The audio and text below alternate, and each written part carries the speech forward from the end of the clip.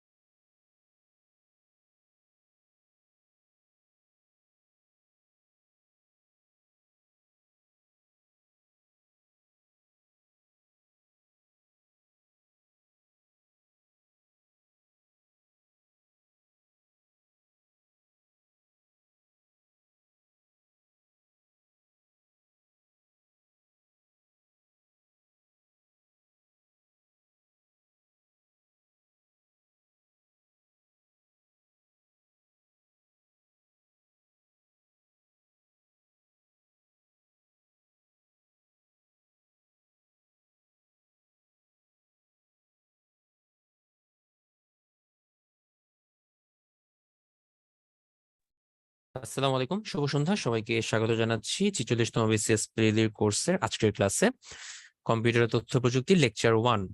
আমার স্লাইডটা যদি ক্লিয়ার দেখা যায় এবং সাউন্ড ক্লিয়ার থাকলে একটু চ্যাট বক্সে ওয়াই লিখে রেসপন্স করবেন।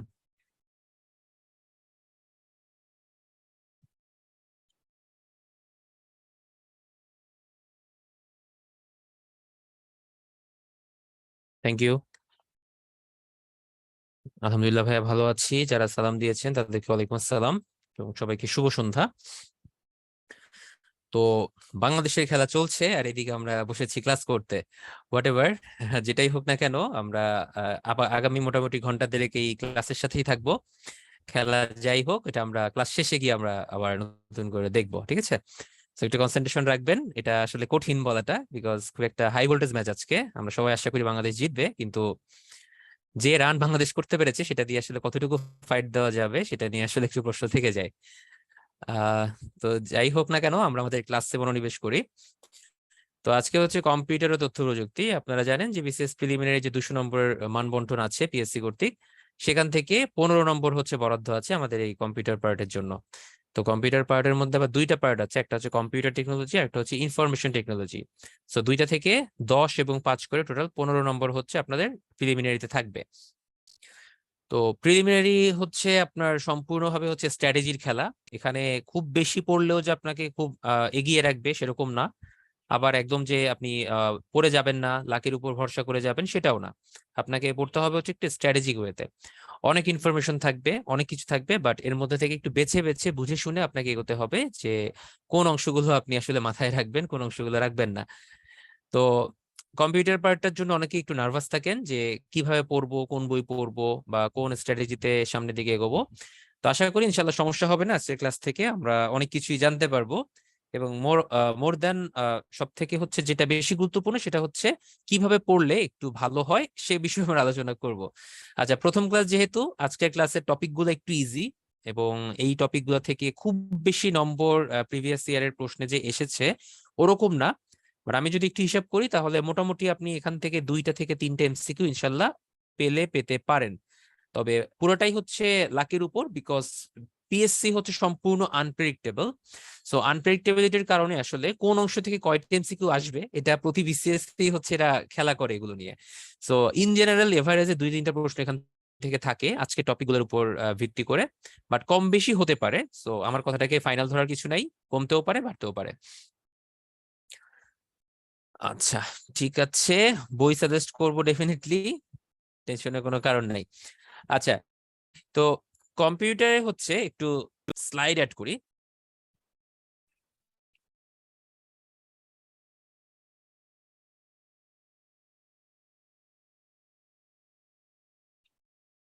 ওকে, তো কম্পিউটারের জন্য রেফারেন্স বই হিসেবে আমরা যদি একটু চিন্তা করি কি কি বই, মেইন একটা বোর্ড বই। বোর্ড বই বলতে নবম দশম শ্রেণীর বোর্ড বইও হতে পারে বা এইচএসসিরও হতে পারে। একাদশ দ্বাদশ আছে আইসিটি, যেটার বইয়ের রাইটার হচ্ছে প্রকৌশলী মুজাহির।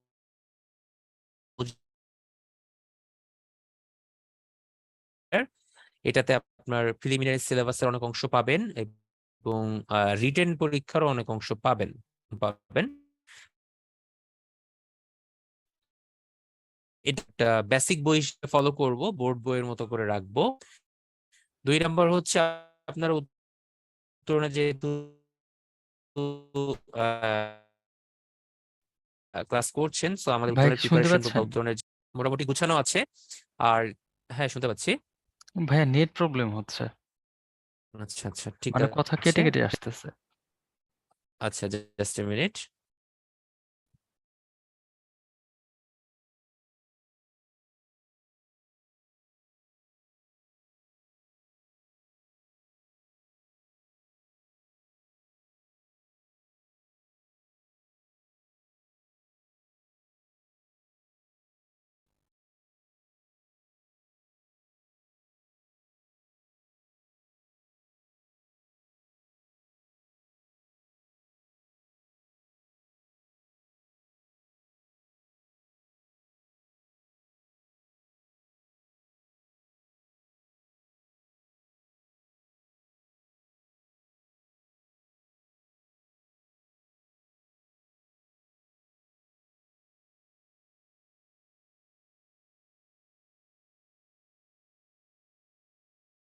আচ্ছা, এখন সাউন্ড ক্লিয়ার আছে কিনা একটু কনফার্ম করবেন।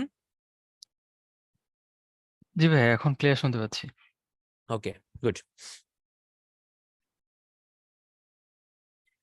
আচ্ছা, ঠিক আছে, আমরা শুরু করি তাহলে, যেটা বলছিলাম। তো উত্তরণের প্রিপারেশন বুকটা আসলে এনাফ আমার মতে, এটা পড়লে চলবে, বাট আসলে মাঝে মধ্যে কিছু আউট অফ সিলেবাস বা আউট অফ কনটেক্সট প্রশ্ন আসে প্রিলিমিনারিতে। তো এই বিষয়ে আসলে কেউই এক্সপেক্ট করতে পারে না। আপনি দেখবেন যে 15টা প্রশ্নের মধ্যে আপনার 12-13টা হয়তো কমন পড়েছে। মানে আপনাদের একটা কমন প্রশ্ন হচ্ছে কোন বই পড়লে সব প্রশ্ন কমন পড়বে। ভাই আমি বলবো, মানে এই পৃথিবীতে এখনো পর্যন্ত বা বাংলাদেশে কোনো বই নাই যেটা পড়লে আপনার 15টা প্রশ্ন কমন পড়বে। কারণ এই কমন ফেলানোর এই যে একটা টেকনিক বা কমন ফেলার যে একটা ধান্দা, এটা দিয়েই হচ্ছে আপনাদেরকে আসলে ব্রেন ওয়াশ করা হয় এবং কনফিউজ করে দেওয়া হয়। আপনার তো 15টার মধ্যে 15টা দরকার নাই। একটা প্রিলি টিকতে আপনার কত লাগে? একটা প্রিলিমিনারি পাস করতে আপনার এখন যে ব্যাপারটা চলছে, একটু প্রশ্নের মানও যেরকম উন্নত হয়েছে, সবার প্রিপারেশনের মানও বেড়েছে। সো 120 আগে খুব সেফ জোন ধরা হতো, এখন 120 থেকে সেটা বেড়ে 5 অথবা 10, মানে 125 থেকে 130 পর্যন্ত ধরে নেওয়া হয়। এটা মোর দ্যান এনাফ ধরে নেওয়া হয়। সো আপনার 125 থেকে 130 পেতে হলে আপনার 60%-এর মতো বা 60% প্লাস মাইনাস নম্বর পাওয়ার দরকার হয়। তো এই 15-র মধ্যে 60% যদি ধরা হয়, সে 15-র মধ্যে 60% কিন্তু আপনার 12 হয়ে যায়। সো আপনার তো 15টা দরকার নাই ভাই। সো এই 100% কমন পড়বে কোন বই, এগুলো নিয়ে মাথা গরম করবেন না। আপনি যে কোনো একটা বই থেকে কনফিডেন্টলি পড়া শুরু করেন, বাকিটা আল্লাহ ভরসা। ঠিক আছে, এইটা হচ্ছে আমার মতামত। এটাই হচ্ছে স্ট্র্যাটেজি হওয়া উচিত।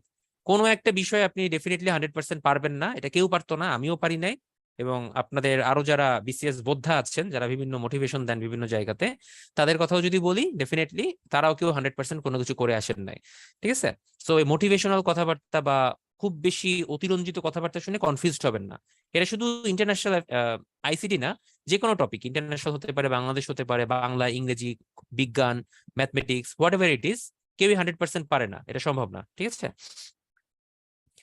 তো এইটার পরেও যদি আপনার মনে হয় না ভাইয়া প্রিপারেশন বুকে আমার কাছে মনে হচ্ছে না এনাফ পড়াশোনা করা যাবে, তাহলে আপনি যে কোনো বাজারের একটা প্রকাশনীর বই কিনতে পারেন, এটা আপনার উপরে। আর সব সময় তো আমাদের একজন হেল্পিং হ্যান্ড আছে, সেটা হচ্ছে গুগল। গুগল থেকেও হেল্পিং হ্যান্ড নিবেন, মানে হেল্প নিবেন। কোনো অথেন্টিক ইনফরমেশন বা অথেন্টিক সোর্স থেকে যদি কোনো ইনফরমেশন নিতে চান, এখান থেকেও সার্চ করে দেখতে পারেন, এটা আপনাকে হেল্প করবে। সাথে ইউটিউবও অনেকে আছেন যে ইউটিউব থেকে ভিডিও দেখেন, বা ইউটিউব থেকে হচ্ছে কোনো একটা টপিকের উপর হচ্ছে আপনি পড়াশোনা করেন, চাইলে করতে পারেন। কেউ যদি খুব বেশি উৎসাহী হন, এটা তাদের জন্য, আদারওয়াইজ দরকার নাই। তো রেফারেন্স বই ভাই এগুলোই ভাই, এর বাইরে কিছু আমি বলবো না। প্রথম দুইটাকে টার্গেট করেন, আই থিঙ্ক খুব একটা আটকাবে না। স্বাক্ষর ভাই, আমি কোনো বইয়ের নাম বলবো না ভাই। মানে কোন বই কেমন, খুব কোন বই ভালো কোন বই খারাপ, এগুলা নিয়ে আমি আসলে কমেন্ট করতে চাচ্ছি না। বাজারে অনেক প্রকাশনীর বই আছে। সো যে কোনো একটা প্রকাশনীর বই কিনলেই এনাফ ভাইয়া, কম বেশি ইনফরমেশন সবগুলাতেই থাকে। এটা নিয়ে আসলে বদার্ড হবেন না। এত আপনি পড়াশোনা নিয়ে বদার্ড হন, বই নিয়ে বদার্ড হবেন না। ঠিক আছে। প্রিলিমিনারিতে ভাই আমি শুধু MP3-র একটা সেট পড়া ভাই পার করে দিছি আল্লাহর রহমতে। এখন ভাই MP3-তে কি এমন আহামরি ইনফরমেশন আছে, আমাদের সময় কি ছিল আমি জানি না ভাই। তারপরে হচ্ছে রিটেনের কথা যদি বলি, রিটেনে ভাই প্রফেসরের এক সেট বই কিনছিলাম, আর বিজ্ঞান আর ম্যাথের জন্য ওরাকল পড়ছিলাম, নাথিং এলস। ভাই হয়ে গেছে ভাই, আপনি পড়েন, গুছায় পড়েন, স্ট্র্যাটেজিক্যালি পড়েন ভাই, বই ম্যাটার করে না খুব একটা। অনেকে 3-4টা বই কিনে আসলে বইয়ের লাইব্রেরি সাজায় বসেন, আলটিমেটলি রেজাল্ট জিরো। এত বই পড়বেন কখন? সম্ভব না। আচ্ছা, ঠিক আছে, তাহলে রেফারেন্স বই ডান। এবার আসি কম্পিউটার কিভাবে পড়বেন। শুধু তো ভাই রিডিং পড়ে গেলে হবে না, একটু স্ট্র্যাটেজিক ওয়েতে অ্যাপ্রোচ করা উচিত। কম্পিউটারে দেখবেন কিছু টপিক থাকবে, এখানে আপনার বোঝাবুঝির কিছু নাই, একদম ঝাড়া মুখস্থ। এটাকে আমি নাম্বার 1 টপিক বললাম, যে এই ইনফরমেশন গুলো হচ্ছে আপনাকে মুখস্থই করতে হবে, এখানে কেউ আপনাকে কোনো কিছু বুঝাতে পারবে না। ঠিক আছে। তো এই টাইপের আপনার প্রশ্ন থাকে মোটামুটি 4-5টা, আমি বলবো, যে এখানে আপনার মুখস্থ ছাড়া কোনো গতি নাই। ইভেন কোনো কোনো ক্ষেত্রে বেশিও হয়। এরকম কিছু প্যাটার্নের প্রশ্ন আসে যেগুলোতে হচ্ছে আপনার কিছু বোঝার ব্যাপার স্যাপার আছে। যেমন হচ্ছে কম্পিউটার নম্বর সিস্টেম, লজিক গেট, বাইনারি থেকে বিভিন্ন কনভার্সন গুলা, তারপরে হচ্ছে আপনার মাইক্রোপ্রসেসর, সিপিইউ, এগুলার কাজকর্ম, এগুলো হালকা পাতলা একটু বোঝার ব্যাপার স্যাপার আছে। But mainly number system, logic gate, binary, octal, hexadecimal, এই অংশগুলো হচ্ছে একটু বোঝার ব্যাপার আছে। সো আপনি বুঝবেন, এই বোঝার ব্যাপারেও কিছু প্রশ্ন থাকে, এখানেও 3-4টা প্রশ্ন পাওয়া যায়। কিছু আছে হচ্ছে আপনার দৈনন্দিন জীবন ভিত্তিক, আপনার বিভিন্ন সময় আপনি ইউজ করছেন, যেটাকে আসলে ইনফরমেশন টেকনোলজির 5 নম্বর, যেটা ওইটাকে মিন করছি। যেমন আপনি সোশ্যাল নেটওয়ার্কিং সাইট ইউজ করছেন, আপনি হচ্ছে দৈনন্দিন জীবনে বিভিন্ন ই কমার্স ইউজ করছেন, তারপর আপনি সাইবার ক্রাইম অনেকে ফেস করছেন, কেউ সাইবার বুলিং করছেন। সো হোয়াট এভার যাই করেন না কেন, এগুলো হচ্ছে আপনার day to day life experience. আপনি মোবাইল ফোন ইউজ করছেন, কম্পিউটার ইউজ করছেন, তো মোবাইল ফোনের আপনি 4G 5G নিয়ে খুব কথাবার্তা বলছেন, আলোচনা করছেন, তো এগুলোও কিন্তু আপনার এই সিলেবাসের মধ্যে আছে। সো আপনার ডে টু ডে লাইফের কিছু ইনফরমেশন আপনি এখানে পাবেন, যেগুলো আপনাকে একটু মুখস্থ করতে হবে। সো মোটামুটি এই 3 প্যাটার্নের প্রশ্ন আছে ভাইয়া, এর বাইরে কিছু নাই। যারা মুখস্থ, যেটা 4 5 6 বা বেশিও হতে পারে, কিছু আছে বুঝে নিবেন, আর কিছু আছে ডেইলি লাইফের সাথে অ্যাকাস্টম টু করে বা রিলেট করে পড়বেন, তাহলে একটু ইজি হবে। সো ইনফরমেশন টেকনোলজির যে পার্টটা, সেটা আপনার এই 3 নাম্বার অংশের মধ্যে পড়তেছে। এটা প্রতিদিনের বিভিন্ন কাজকর্মের সাথে মিলিয়ে পড়বেন, দেখবেন খুব একটা বদার্ড হবেন না, বা খুব বেশি একটা বার্ডেন মনে হবে না। বোঝার যে পার্টটা আছে, ইনশাল্লাহ কম্পিউটার আপনাদের সাথে আমি থাকবো। আমি এই ক্লাসগুলো নিলে এরপর আপনার কোনোদিন মনে হবে না যে ভাই নম্বর সিস্টেম, লজিক গেট বা কনভার্সন নিয়ে কোনো কনফিউশন আছে, ইনশাল্লাহ একটু গ্যারান্টি দিতে পারি। সো এটাও ইনশাল্লাহ হয়ে যাবে। আর কিছু আছে মুখস্থের ব্যাপার, বললাম তো এটাই ম্যাক্সিমাম অংশ। এখানে আপনার বিভিন্ন ইনফরমেশন মাথায় রাখতে হবে, এখানে বোঝাবুঝির কিছু নাই। তো আনফরচুনেটলি বলি বা ফরচুনেটলি বলি, যেটাই বলি না কেন, আজকের ক্লাসটা হচ্ছে প্রথম প্যাটার্নের মধ্যে পড়তেছে। আজকের ক্লাসে মুখস্থ ছাড়া আপনাদের আমি কিছুই ডেলিভার করতে পারবো না। দু একটা অংশ আছে আপনাদেরকে হয়তো একটু মুখস্থ করার অ্যাপ্রোচ বলতে পারবো, গল্পের ছলে ছলে বলবো, তো ডেফিনেটলি হয়তো সেখান থেকে ইজিলি মনে রাখতে পারবেন, এই আর কি। তো কম্পিউটারে মোটামুটি জেনারিক্যালি আপনি 15-র মধ্যে 10-12 অনেকেই পায়, 10 থেকে 12-র মতো। এটা খুব কঠিন না তোলা, কারণ আমি আমার বিসিএস এর এক্সপিরিয়েন্স থেকে যেটা দেখেছি, যে 200 নম্বরের মধ্যে আপনারা যারা প্রিলি পাশ করেন না এর আগে বাট দিয়েছেন, তারা অনেকেই কিন্তু 95, 90, 98, 100-র কাছাকাছি নম্বর পেয়েছেন, কেউ কেউ 105-ও পেয়েছেন। তারপরও প্রিলি টিকতে পারেননি, কারণ কাট নম্বর বলি বা যাই বলি না কেন, এটা একটু বেশি ছিল। তো আপনারা খেয়াল করে দেখবেন, 200 নম্বরের এমসিকিউর মধ্যে আপনি কিন্তু 60 থেকে 65টা প্রশ্ন পেয়ে যান, যেগুলো একদমই কমন, সবাই পারে। একটু মিলিয়ে নিবেন আমার কথাটা, যারা যারা ফ্রি দিয়েছেন তাদেরকে বলছি। 60 থেকে 65 নম্বর থাকে, যেটা খুবই ইজি, এটা সবাই পারে, এখানে কেউই তেমন ভুল করে না। এরপরে আপনার আরো থাকে হচ্ছে প্রায় 60-70 নম্বরের মতো, যেগুলো হচ্ছে আপনার পড়েছেন, বাট হয়তো ওই সময় গিয়ে আপনার মনে করতে একটু কষ্ট হচ্ছে বা একটু চিন্তা করতে হচ্ছে। আর বাকি যে কিছু নম্বর থাকে আপনার 50-র মতো, এই 50-র মতো থাকে হচ্ছে কনফিউজিং, কঠিন, আননোন, আপনার পড়াশোনার বাইরে, এরকম কিছু প্রশ্ন। তো এখান থেকেও অনেকে কিছু নম্বর তুলতে পারেন। সো আমি আপনাদেরকে বলবো, এই যে প্রথম 60 থেকে 65 যেটা সবাই পারে, এই মার্কটা আপনাকে ভালোভাবে তুলতে হবে। এই জায়গাটা হবে আপনার স্ট্রং জোন, এইটা আপনি ভুল করেন না। এখানে যদি ভালো নম্বর রাখতে পারেন, আপনার ডেফিনেটলি প্রিলি পাস করার পসিবিলিটি বেড়ে যাবে। আর যেটা হচ্ছে মিডিয়াম টাইপের, একটু চিন্তা ভাবনা করতে হয় বা আপনার পড়াশোনার মধ্যেই থাকে, বাট হয়তো আপনি ভুলে যান, ওই সময় মনে পড়ে না, এই জায়গাটাতে আপনার কাজ করতে হবে একটু বেশি, এই জায়গাটা আপনার সময় দিতে হবে।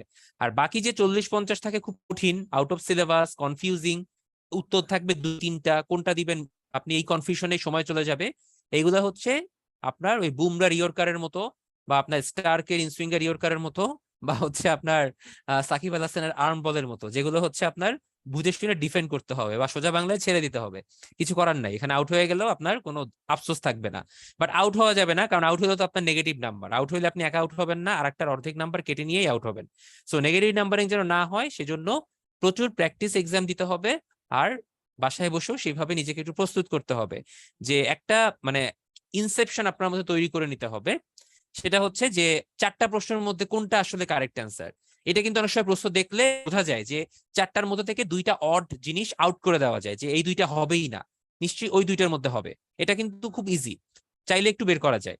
তো এইটা আসলে বিভিন্ন পরীক্ষা দিয়ে দিয়ে আসলে এক্সপিরিয়েন্সটা বাড়ে, একদিন 2 দিনে হয় না। তো আপনাকে নিয়মিত ডেইলি এক্সামগুলো দিতে হবে এবং ফাইনাল মডেল টেস্টগুলো অ্যাটেন্ড করতে হবে। দেখবেন ধীরে ধীরে এই অ্যাবিলিটিটা আপনার বাড়তেছে, আপনার মধ্যে চলে আসবে। ঠিক আছে? আচ্ছা, সো আমি 15-র মধ্যে টার্গেট করব হচ্ছে 10 থেকে 12। যারা একটু কম্পিউটার আইসিটি ভালো পারেন তারা 12, 13, 14 টার্গেট করবেন। যারা একটু কম পারেন তারা মিনিমাম 10 টার্গেট করবেন, তাহলেই চলবে। কারণ প্রত্যেকের একটা স্ট্রং জোন থাকে, যে বিজ্ঞান ভালো পারে সে 15-তে 14-15 পেয়ে যাবে। আবার কেউ খুবই বাংলা সাহিত্য খুব ভালো পারে, সে কিন্তু ওখানে আপনার আবার 20-এর মধ্যে প্রায় 17-18 পেয়ে যাবে। কেউ আবার হচ্ছে আপনার ইন্টারন্যাশনাল অ্যাফেয়ার্স এর সাধারণ জ্ঞানগুলো তার খুব মাথায় থাকে, সে কিন্তু ওখানে 20-এর মধ্যে প্রায় 15-16 পেয়ে যাবে, আরেকজন কিন্তু 10-12 পাবে। সো আপনার হচ্ছে যে স্ট্রং জোনটা, সেটা ম্যাক্সিমাইজ করে অন্যদের থেকে এগিয়ে রাখতে হবে, যেন অন্য একটা জায়গায় আপনি কম পেলেও সমস্যা নাই, মানে এটা মিনিমাইজ হয়ে যায়। ঠিক আছে? এইটাই হচ্ছে স্ট্র্যাটেজি। অনেকেই বুঝেন না, বই কিনেন 100টা, পড়তে থাকেন, সব পড়তে যান, আলটিমেটলি মাথায় কিচ্ছু থাকে না। আপনার তো একটা ক্যাপাসিটি আছে ভাই, ক্যাপাসিটির বাইরে তো আপনি নিতে পারবেন না।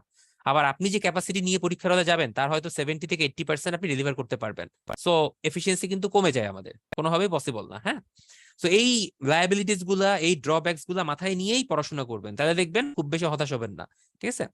আর ডেইলি এক্সামের নম্বর টম্বর নিয়ে মাথা গরম করবেন না, প্রথম দিকে কম পাবেন, ধীরে ধীরে বাড়বে। সো বলার হওয়ার কোনো কারণ নাই। তো প্রথম 15 মিনিট ভাই একটু কথাবার্তা বলে নিলাম ইন জেনারেল, এখন ক্লাস শুরু করি। তো আজকে হচ্ছে মুখস্থ টাইপের ক্লাস। আজকে আসলে কি আছে সিলেবাসে একটু দেখে নেই। কম্পিউটার কি জিনিস, কি কাজ করে, বেসিক কিছু ধারণা, কম্পিউটারের ইতিহাস, কিভাবে এই পর্যন্ত কম্পিউটার ঘুরে ফিরে আসলো, কম্পিউটারের প্রজন্মগুলো একটু দেখবো, কোন প্রজন্মে কি টাইপের কম্পিউটার আমরা ইউজ করেছি, কম্পিউটারের অঙ্গ সংগঠন যেটা বা স্কেলিটন আমরা ডিসাইড করব, করে দেখবো যে কি কি পাওয়া যায়। হার্ডওয়্যারটা একটু দেখবো অঙ্গ সংগঠনের মধ্যে। আমরা সফটওয়্যার পার্টটাতে আজকে যাচ্ছি না। এই হচ্ছে মোটামুটি আজকের ক্লাস। খুবই সহজ সহজ কয়েকটা টপিক, এবং এই টপিকগুলো আপনার লিখিত পরীক্ষাতেও কাজে লাগবে। কোনটা লাগবে একটু মার্ক করে দেই। কম্পিউটারের প্রকারভেদ, কম্পিউটারের প্রজন্ম, এই অংশগুলো লিখিত পরীক্ষায় আসে। কম্পিউটারের অঙ্গ সংগঠন, মাইক্রোপ্রসেসর, মাদারবোর্ড, বাস, এগুলা লিখিততে আসে। সো এই অংশটা একটু ভালো করে রাখবেন পড়ে, যেন লিখিত পরীক্ষাতেও যে কাজে লাগে। ঠিক আছে? আচ্ছা, তো আমরা তাহলে শুরু করছি। হ্যাঁ, আর কথা বাড়াবো না, বা আর কোনো মোটিভেশন না। আমরা একটু প্রথমেই দেখে নেই যে প্রিভিয়াস ইয়ারে আজকের পার্টগুলো থেকে কেমন প্রশ্ন এসেছে। আজকে কিন্তু আমরা মোটামুটি কম্পিউটারের প্রজন্ম, ইতিহাস, অঙ্গ সংগঠন, এই টাইপের জিনিসপত্র নিয়ে ছিলাম। তা আগেই বলছি ভাই, খুব বেশি প্রশ্ন এই জায়গা থেকে আসে না প্রিলিমিনারিতে। 37, 38 এইসব জায়গাতে দুই একটা 40 আসছিল, বাট 41-এর পর থেকে সিনারিও চেঞ্জ হয়ে গেছে। টপিকগুলো খুব জেনেরিক এবং মুখস্থ নির্ভর হওয়ার কারণে পিএসসি এই জায়গা থেকে প্রশ্ন একটু কমিয়ে দিয়েছে, খেয়াল করে দেখেন। তো কমিয়ে দিলেও ভাই আসবে না তার গ্যারান্টি কেউ দিতে পারছে না। দেখা গেল 46-এ গিয়ে এখান থেকে 2-3টা প্রশ্ন দিয়ে দিয়েছে। সো আমরা পড়ে যাব। আর মেমোরি, পেরিফেরাল ডিভাইস, আমাদের আগামী দিনের যে টপিকগুলো আছে আগামী ক্লাসগুলোতে, সেখান থেকে দেখেন বেশ ভালোই প্রশ্ন এসেছে। 2-3টা করে নম্বর সিস্টেম, লজিক গেট থেকে বেশ প্রশ্ন আসে প্রতিবার। তারপরে computer software, operating system, computer virus, এগুলো খুবই কমন একটা টপিক। ডেটাবেস সিস্টেম, এগুলো থেকে একটা একটা করে প্রশ্ন আসছে প্রতি বিসিএসই। তারপরে ইনফরমেশন টেকনোলজির মধ্যে আপনার কম্পিউটার নেটওয়ার্ক, মোবাইল, ইন্টারনেট থেকে দেখেন 2-3টা করে প্রশ্ন প্রায় আসছে, 1-2টা করে। তারপর আমাদের দৈনন্দিন জীবনে কম্পিউটার থেকেও প্রশ্ন আসছে, কোনো কোনো বা 2-3টা। নেটওয়ার্কিং থেকে আসছে, সাইবার ক্রাইম থেকে আসছে। সো পুরো ব্যাপারটাই হচ্ছে একটা র্যান্ডমাইজেশন। সো র্যান্ডমলি যেহেতু প্রশ্ন আসে, আপনার কোনো স্পেসিফিক সাজেশন করে দেওয়া পসিবল না। বাট আমি আপনাকে বলতে পারবো না যে আপনি কম্পিউটার নেটওয়ার্কটা পড়েন না ভাই, বা আমি বলতে পারবো না যে ভাই সেলুলার নেটওয়ার্ক থেকে তো 44 একটা আসছে আর আসছে 37, এবার আপনি পড়েন না, আসবে না ইনশাল্লাহ। এইসব গ্যারান্টি কেউ দিতে পারবে না। সব দেখতে হবে আপনাকে, জ্যাক অফ অল ট্রেডস হইতে হবে, অর্থাৎ সবগুলো বিষয়ে কিছু সম্যক ধারণা নিয়ে পরীক্ষায় যাইতে হবে, একদম জিরো আইডিয়া নিয়ে যাবেন না। ওকে, তো আমরা আসলে কম্পিউটার কি, কম্পিউটারের কাজটা হচ্ছে আপনার আপনার জীবনকে সহজ করে দেওয়া। আমরা যদি আশেপাশে তাকাই, আমাদের বিভিন্ন জায়গাগুলোতে হচ্ছে একটু খেয়াল করি, ডে টু ডে লাইফে আমাদের বাসা বাড়ি থেকে শুরু করে অফিস আদালত, আমাদের শিক্ষা প্রতিষ্ঠান, আমাদের কলকারখানা, আমাদের সবকিছু, অর্থাৎ আমরা যে আমাদের দৈনন্দিন জীবনে যা যা ব্যবহার করি সবকিছুতেই কিন্তু এখন কম্পিউটারের একটা ইম্প্যাক্ট আমরা দেখতে পাই। ঠিক আছে? তো আধুনিক কম্পিউটার যেটা যেটা আমরা বর্তমানে ব্যবহার করছি, যে ল্যাপটপ বলি বা খুব হাই স্পিডি পিসি, যেটা র্যাম ভালো, 8 জিবি বা 16 জিবি, খুব ভালো প্রসেসর, কোরাই 9 বা কোরাই 7 প্রসেসর, তারপর হচ্ছে মাদারবোর্ডটা খুব ভালো গিগাবাইটের বা হয়তো ইন্টেলের, যেটাই হোক না কেন, আধুনিক কম্পিউটারের কিছু বৈশিষ্ট্য আছে। জাস্ট একবার চোখ বুলাবেন, এখান থেকে এমসিকিউ আসে না ভাই। হাই স্পিড হবে, অ্যাকুরেসি ভালো হবে, কাজ করতে ক্লান্তি থাকবে না। ক্লান্তি বলতে কি, কম্পিউটারকে আমাদের টায়ার্ড হয়ে যায়, আমরা যেরকম কাজ করার মধ্যে টায়ার্ড হয়ে শুয়ে পড়ি, গরম লাগে, হাঁসফাঁস করি, আবার গ্লুকোজ খাইলে আবার এনার্জেটিক হয়ে যাই, মানে টিভিতে যে অ্যাড দেখায় আর কি। কম্পিউটার এরকম কিছু হয় না ভাই। কম্পিউটারের ক্লান্তি মানে হচ্ছে কম্পিউটার স্লো হয়ে যাওয়া। সো আধুনিক কম্পিউটার গুলো খুবই হাই স্পিডে র্যাম দিয়ে তৈরি হয় বা এসএসডি থাকে। তো এসএসডি, র্যাম এগুলো থাকার কারণে কম্পিউটার স্লো হয় না, খুব স্পিডে আপনাকে কাজ দিয়ে দিবে। কারেক্টনেস থাকবে, রিলায়েবিলিটি থাকবে, অর্থাৎ আপনার ভুল হওয়ার চান্স কম, মানুষ ভুল করতে পারে, কম্পিউটার ভুল করে না। এবং ভার্সেটিলিটি, অর্থাৎ আপনার বহুমুখিতা, আপনি বিভিন্ন কাজে ব্যবহার করতে পারবেন, যেটা বর্তমান যুগে করা হচ্ছে। ঠিক আছে?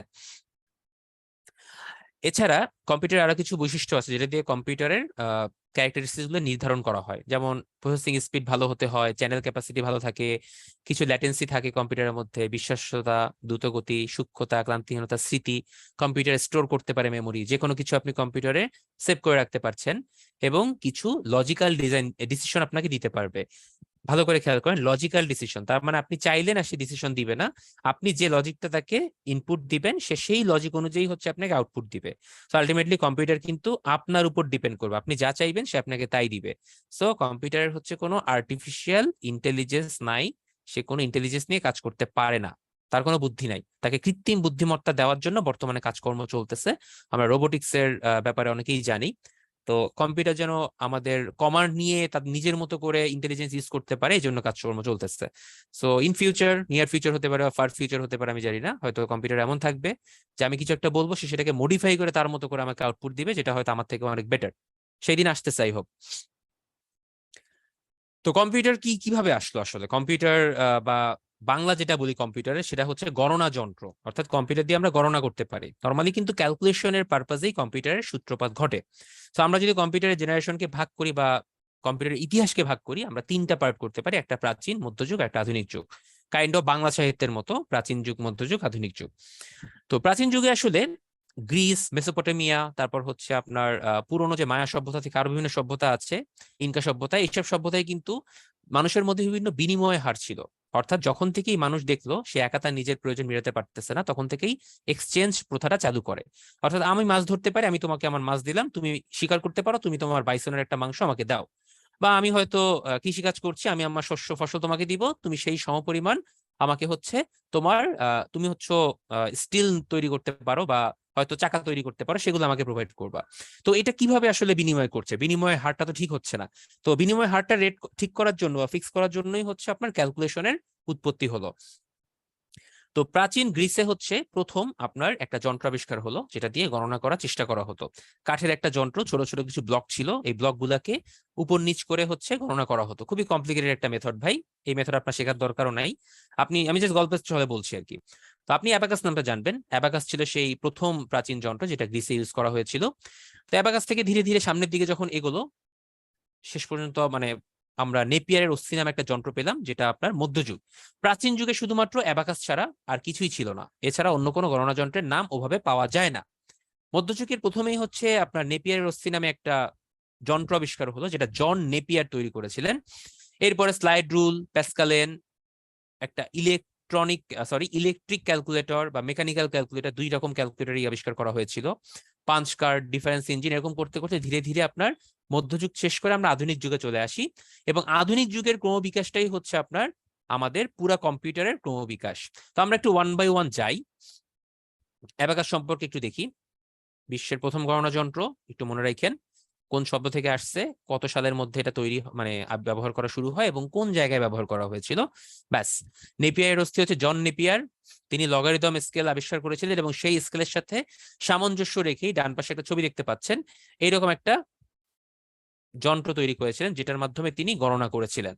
হোয়াট এভার ইট ইজ, কিভাবে করছেন কি করছেন কোনো দরকার নাই ভাই। স্লাইড রুলস পরবর্তী একটা যন্ত্র। স্লাইড রুলস হচ্ছে এডওয়ার্ড গুন্টার নামে একজন বিজ্ঞানী তৈরি করেছিলেন, নামটা একটু লিখে দিই, গুন্টার। এটা বর্তমানের ওই স্লাইড ক্যালিপার্স আছে না, আপনারা যারা সায়েন্সে পড়াশোনা করেছেন স্লাইড ক্যালিপার্স জানেন, ওই স্লাইড ক্যালিপার্স এর মতো একটা যন্ত্রের মতো, যেটা এই অংশটা টেনে টেনে আসলে দৈর্ঘ্য পরিমাপ করা হতো বা গণনা করা হতো, ঠিক আছে। তো স্লাইড রুলস আসলে খুব একটা ইফেক্টিভ ছিল না, এটাও কালের বিবর্তনে হারিয়ে গেল। এবং পরবর্তীতে বিজ্ঞানী ভন লিবনিজ তিনি কি করলেন, একটা মেকানিক্যাল ক্যালকুলেটর তৈরি করলেন।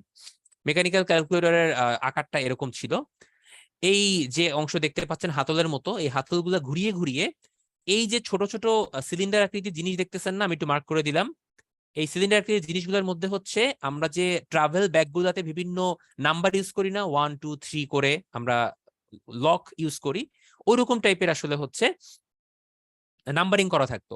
তো এই নাম্বারিং করার মাধ্যমে কেমনে কেমনে যেন ভাই ক্যালকুলেটর দিয়ে গণনা করতো, হোয়াট এভার জটিল প্রসেস, জাস্ট একটু বললাম। তো এইটা বেশ কিছুদিন ইউজ করা হলো, মোটামুটি আপনার 1718 সালে পর্যন্ত এইগুলা ইউজ করা হতো। পরবর্তীতে জোসেফ মেরি জ্যাকার্ড নামে একজন গণিতবিদ, তিনি 1801 সালে একটা পাঞ্চ কার্ড সিস্টেম ব্যবহার করলেন, যেটা বর্তমানেও পাঞ্চ কার্ড আছে। আমরা যারা প্রাইভেট কোম্পানি বা বিভিন্ন প্রতিষ্ঠানে কার্ড পাঞ্চ করে ঢোকানো হয়, দেখেছেন আপনারা, হয়তো আপনারা নিজেরাও ইউজ করেন। এই পাঞ্চ কার্ডটা ওই মেকানিক্স থেকে আসলে এসেছে, ওই মেকানিজম থেকে। এবং এই পাঁচ কার্ডটা পরবর্তীতে আপনার বস্ত্রশিল্পে, আদমশুমারিতে, এইসব ক্ষেত্রেও বিভিন্ন গণনার জন্য ব্যবহার করা হতো। তো পাঞ্চ কার্ডের মেকানিজমটা তারপর হচ্ছে আপনার এর আগে যে স্লাইড রুলস এর মেকানিজম এবং যান্ত্রিক ক্যালকুলেটরের মেকানিজম, এই তিনটা মেকানিজম নিয়ে পরবর্তীতে ব্যাবেজ নামে একজন বিজ্ঞানী তিনি বেশ গবেষণা শুরু করেন। তো গবেষণার ফলশ্রুতিতে তিনটা জিনিসকে উনি সাম আপ করে 1822 সালের দিকে একটা স্পেশাল ইঞ্জিন তৈরি করলেন এবং সেই ইঞ্জিনের তিনি নাম দিলেন হচ্ছেন ডিফারেন্স ইঞ্জিন। তো the reason behind of it by naming difference engine was, এটা একটা ডিফারেন্স তৈরি করতে পারতো। কি ডিফারেন্স তৈরি করতে পারতো? সাপোজ আপনি দুইটা যন্ত্র নিলেন বা দুইটা উপাদান নিলেন, সেই দুইটা উপাদানের মধ্যে সে একটা পার্থক্য বের করতো, হয় দৈর্ঘ্যের পার্থক্য বা কোনো কিছুর পার্থক্য, সে একটা ডিফারেন্স তৈরি করতে পারতো। অর্থাৎ দুইটার মধ্যে একটা কম্পারেটিভ একটা অ্যানালাইসিস করতে পারতো। That's why it was named as difference engine. তো ডিফারেন্স ইঞ্জিন তৈরি করার প্রথম থেকে বা এইটাই ছিল সেই স্টেপ যেটা দিয়ে আমরা কম্পিউটারের আধুনিক জগতে সূত্রপাতটা ঘটলো, বাট নট আধুনিক যুগ, কারণ আধুনিক যুগ আরো পরে এসেছিল। এটা দিয়ে সূত্রপাতটা ঘটেছিল যে আমরা আর মধ্যযুগে থাকবো না। তো উনি এটা তৈরি করে আসলে শেষ পর্যন্ত মানে শান্তি পান নাই। তিনি ভাবলেন এটা তো শুধুমাত্র কম্পেয়ার করতে পারে, আর তো কিছু পারে না। তো আরো গবেষণা চালালেন। দীর্ঘ 11 বছর পর 1833 সালে তিনি আর একটা নতুন ইঞ্জিন তৈরি করলেন, যেটা হচ্ছে অ্যানালিটিক্যাল ইঞ্জিন দিলেন। অর্থাৎ এটার মাধ্যমে তিনি ছোটখাটো কিছু গুণভাগ, কিছু অ্যানালাইসিস এগুলোও করতে পারতেন। দ্যাটস ওয়াই এটার নাম দিলেন অ্যানালাইসিস ইঞ্জিন। তো এই যে অ্যানালাইসিস ইঞ্জিনটা তৈরি করলেন, এটার কারণেই প্রথম অ্যানালগ কম্পিউটার তৈরি করা হলো এটার বেসিসেই। এবং যেহেতু অ্যানালগ কম্পিউটারের বেসিসটা এসেছে চার্লস ব্যাবেজের মাধ্যমে, দ্যাটস ওয়াই কম্পিউটারের জনক বা অ্যানালগ কম্পিউটারের জনক বলা হয় হচ্ছে চার্লস ব্যাবেজকে। ওকে, আচ্ছা, এই হচ্ছে মধ্যযুগ পর্যন্ত জিনিসপত্র। নিচের দুইটা লাইন একটু খেয়াল করি, এখানে দুইটা র্যান্ডম ইনফরমেশন রেখেছি। প্যাসকালেন সেন্সাস মেশিন নামেও দুই একটা যন্ত্র ব্যবহার করা হতো এই মধ্যযুগের বিভিন্ন সময়ে, বাট নট ইম্পর্টেন্ট, একটু মনে রাখলেই চলবে। আর লর্ড বায়রনের একজন কবি ছিলেন, ইংলিশ কবি, ইংল্যান্ডের। তার কন্যা লেডি অগাস্টা অ্যাডা লাভলেস, তিনি প্রথম কম্পিউটার প্রোগ্রাম তৈরি করেছিলেন। অবাক হলেও সত্য ভাইয়া, একজন কবির কন্যা তিনি প্রথম কম্পিউটার প্রোগ্রাম তৈরি করেছেন, যার মাধ্যমে আমরা কম্পিউটারে বিভিন্ন কমান্ড দিতে সক্ষম হয়েছিলাম। যাই হোক, এটা আমরা প্রোগ্রামিং যখন পড়াবো, আমাদের ক্লাস আছে প্রোগ্রামিং ল্যাঙ্গুয়েজ নিয়ে, তখনও বলবো, বাট এখানে একটু রেখে দিয়েছি। আচ্ছা, এবার আসে আধুনিক যুগের ব্যাপার স্যাপার। আধুনিক যুগের সূত্রপাতটা ঘটলো আসলে চার্লস ব্যাবেজের অ্যানালিটিক্যাল ইঞ্জিন তৈরি হওয়ারও আরো 100 বছর পরে, নিয়ারলি 100 বছর, অর্থাৎ 1937 সালে আধুনিক কম্পিউটারের সূচনা হয়। এবং যে কম্পিউটারের মাধ্যমে সূচনাটা হয় সেটার নাম হচ্ছে মার্ক 1 কম্পিউটার। হার্ভার্ড ইউনিভার্সিটির একজন অধ্যাপক ছিলেন, তার নাম হচ্ছে হাওয়ার্ড আইকেন। আপনারা হয়তো হাওয়ার্ড আইকেনের নাম শুনেছেন বা ছোটবেলায় পড়েছেন। এই যে কম্পিউটার নিয়ে রচনা লিখতাম না, বাংলা রচনা, ইংরেজি রচনা, সেখানে কিন্তু হাওয়ার্ড আইকেনের নাম আমরা পড়েছি অনেকেই। তো এই হাওয়ার্ড আইকেন সাহেব উনি করলেন কি, পাঞ্চ কার্ডের যে ওই যে একটা মেথড ছিল না, ওই পাঞ্চ কার্ডের মেথডটা নিয়ে তিনি কিছু গবেষণা করছিলেন। তো যেহেতু তিনি হার্ভার্ড ইউনিভার্সিটির একজন প্রফেসর, তার সাথে তার কিছু ফেলো ইন্টার্নও যোগদান করলেন যে প্রফেসরকে সহায়তা করবেন। তো এছাড়াও তিনি আইবিএম কোম্পানির কিছু ইঞ্জিনিয়ারকে হায়ার করলেন, তাদেরকে নিয়ে বেশ কিছু গবেষণা করলেন। করার পরবর্তীতে 1944 সালে গিয়ে তিনি মার্ক কম্পিউটারটা আবিষ্কার করলেন, যার নাম দিলেন মার্ক 1। এটাই ছিল প্রথম আধুনিক বৈদ্যুতিক কম্পিউটার। আমি আবারও বলছি, প্রথম আধুনিক বৈদ্যুতিক কম্পিউটার, যেটার ইংরেজি করলে হয় electrical computer, not electronic, mind ইট।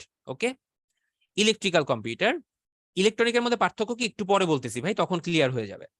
তো মার্ক 1 এর কিছু বৈশিষ্ট্য ছিল। এটা ছিল বিশাল আকৃতির, লম্বায় প্রায় অ্যাবভ 50 ফিট এরকম ছিল, ওজনও বেশ ছিল, 4-5 টনের মতো, খুব প্রবলেমেটিক ছিল। তো একটা জায়গায় এরকম বসিয়ে রাখতে হতো, এই যে দেখেন ছবিতে দেওয়া আছে, এই বসানো অবস্থাতেই আপনার সব কাজ টাজ করতে হবে, বিভিন্ন কমান্ড টমান্ড দিবেন, এবং বিশাল মেকানিজম, এটা মেইনটেইন করতেও অনেক আপনার ইঞ্জিনিয়ার দরকার ছিল। তো বুঝে নিত ভাই, সবকিছুই প্রথম দিকে বড় থাকে, ধীরে ধীরে ইউজ করতে করতে ছোট হয়ে যায়। তো এটা ছিল প্রথম বৈদ্যুতিক কম্পিউটার। এবং বর্তমানে এটা হার্ভার্ড ইউনিভার্সিটির যে একটা সায়েন্স মিউজিয়াম আছে, সেখানে সংরক্ষণ করা অবস্থায় আছে, যেহেতু এটা হচ্ছে একদম প্রথম হার্ভার্ড ইউনিভার্সিটির একজন প্রফেসর তৈরি করেছিলেন। ঠিক আছে, আচ্ছা আচ্ছা, একজন বলেছেন ভাই কি কি কাজ করা যেত। ভাই যেহেতু কম্পিউটার দিয়ে খুব বেশি কিছু না, ওই যোগ বিয়োগ গুণ ভাগ এই টাইপের কিছু কমান্ড করা হতো, কিছু টেবিল তৈরি করা যেত, ডেটা শিট তৈরি করা যেত, এরকম আর কি, এর বাইরে কিছু না। আচ্ছা, এরপরে আইওয়া স্টেট কলেজের একজন পদার্থবিজ্ঞানের অধ্যাপক এবং গণিতের অধ্যাপক ছিলেন ভিনসেন্ট অ্যাটানাসফ। আমি নামটা একটু লিখে দিই ভাইয়া, এই নামগুলো মনে রাখার কোনো দরকার নাই, আমি জাস্ট এমনি বলছি। হ্যাঁ, ভিনসেন্ট অ্যাটানাসফ উনি কি করলেন, কয়েকজন রিসার্চ যারা করেন গবেষক তাদের সাথে মিলে কাজ করা শুরু করলেন।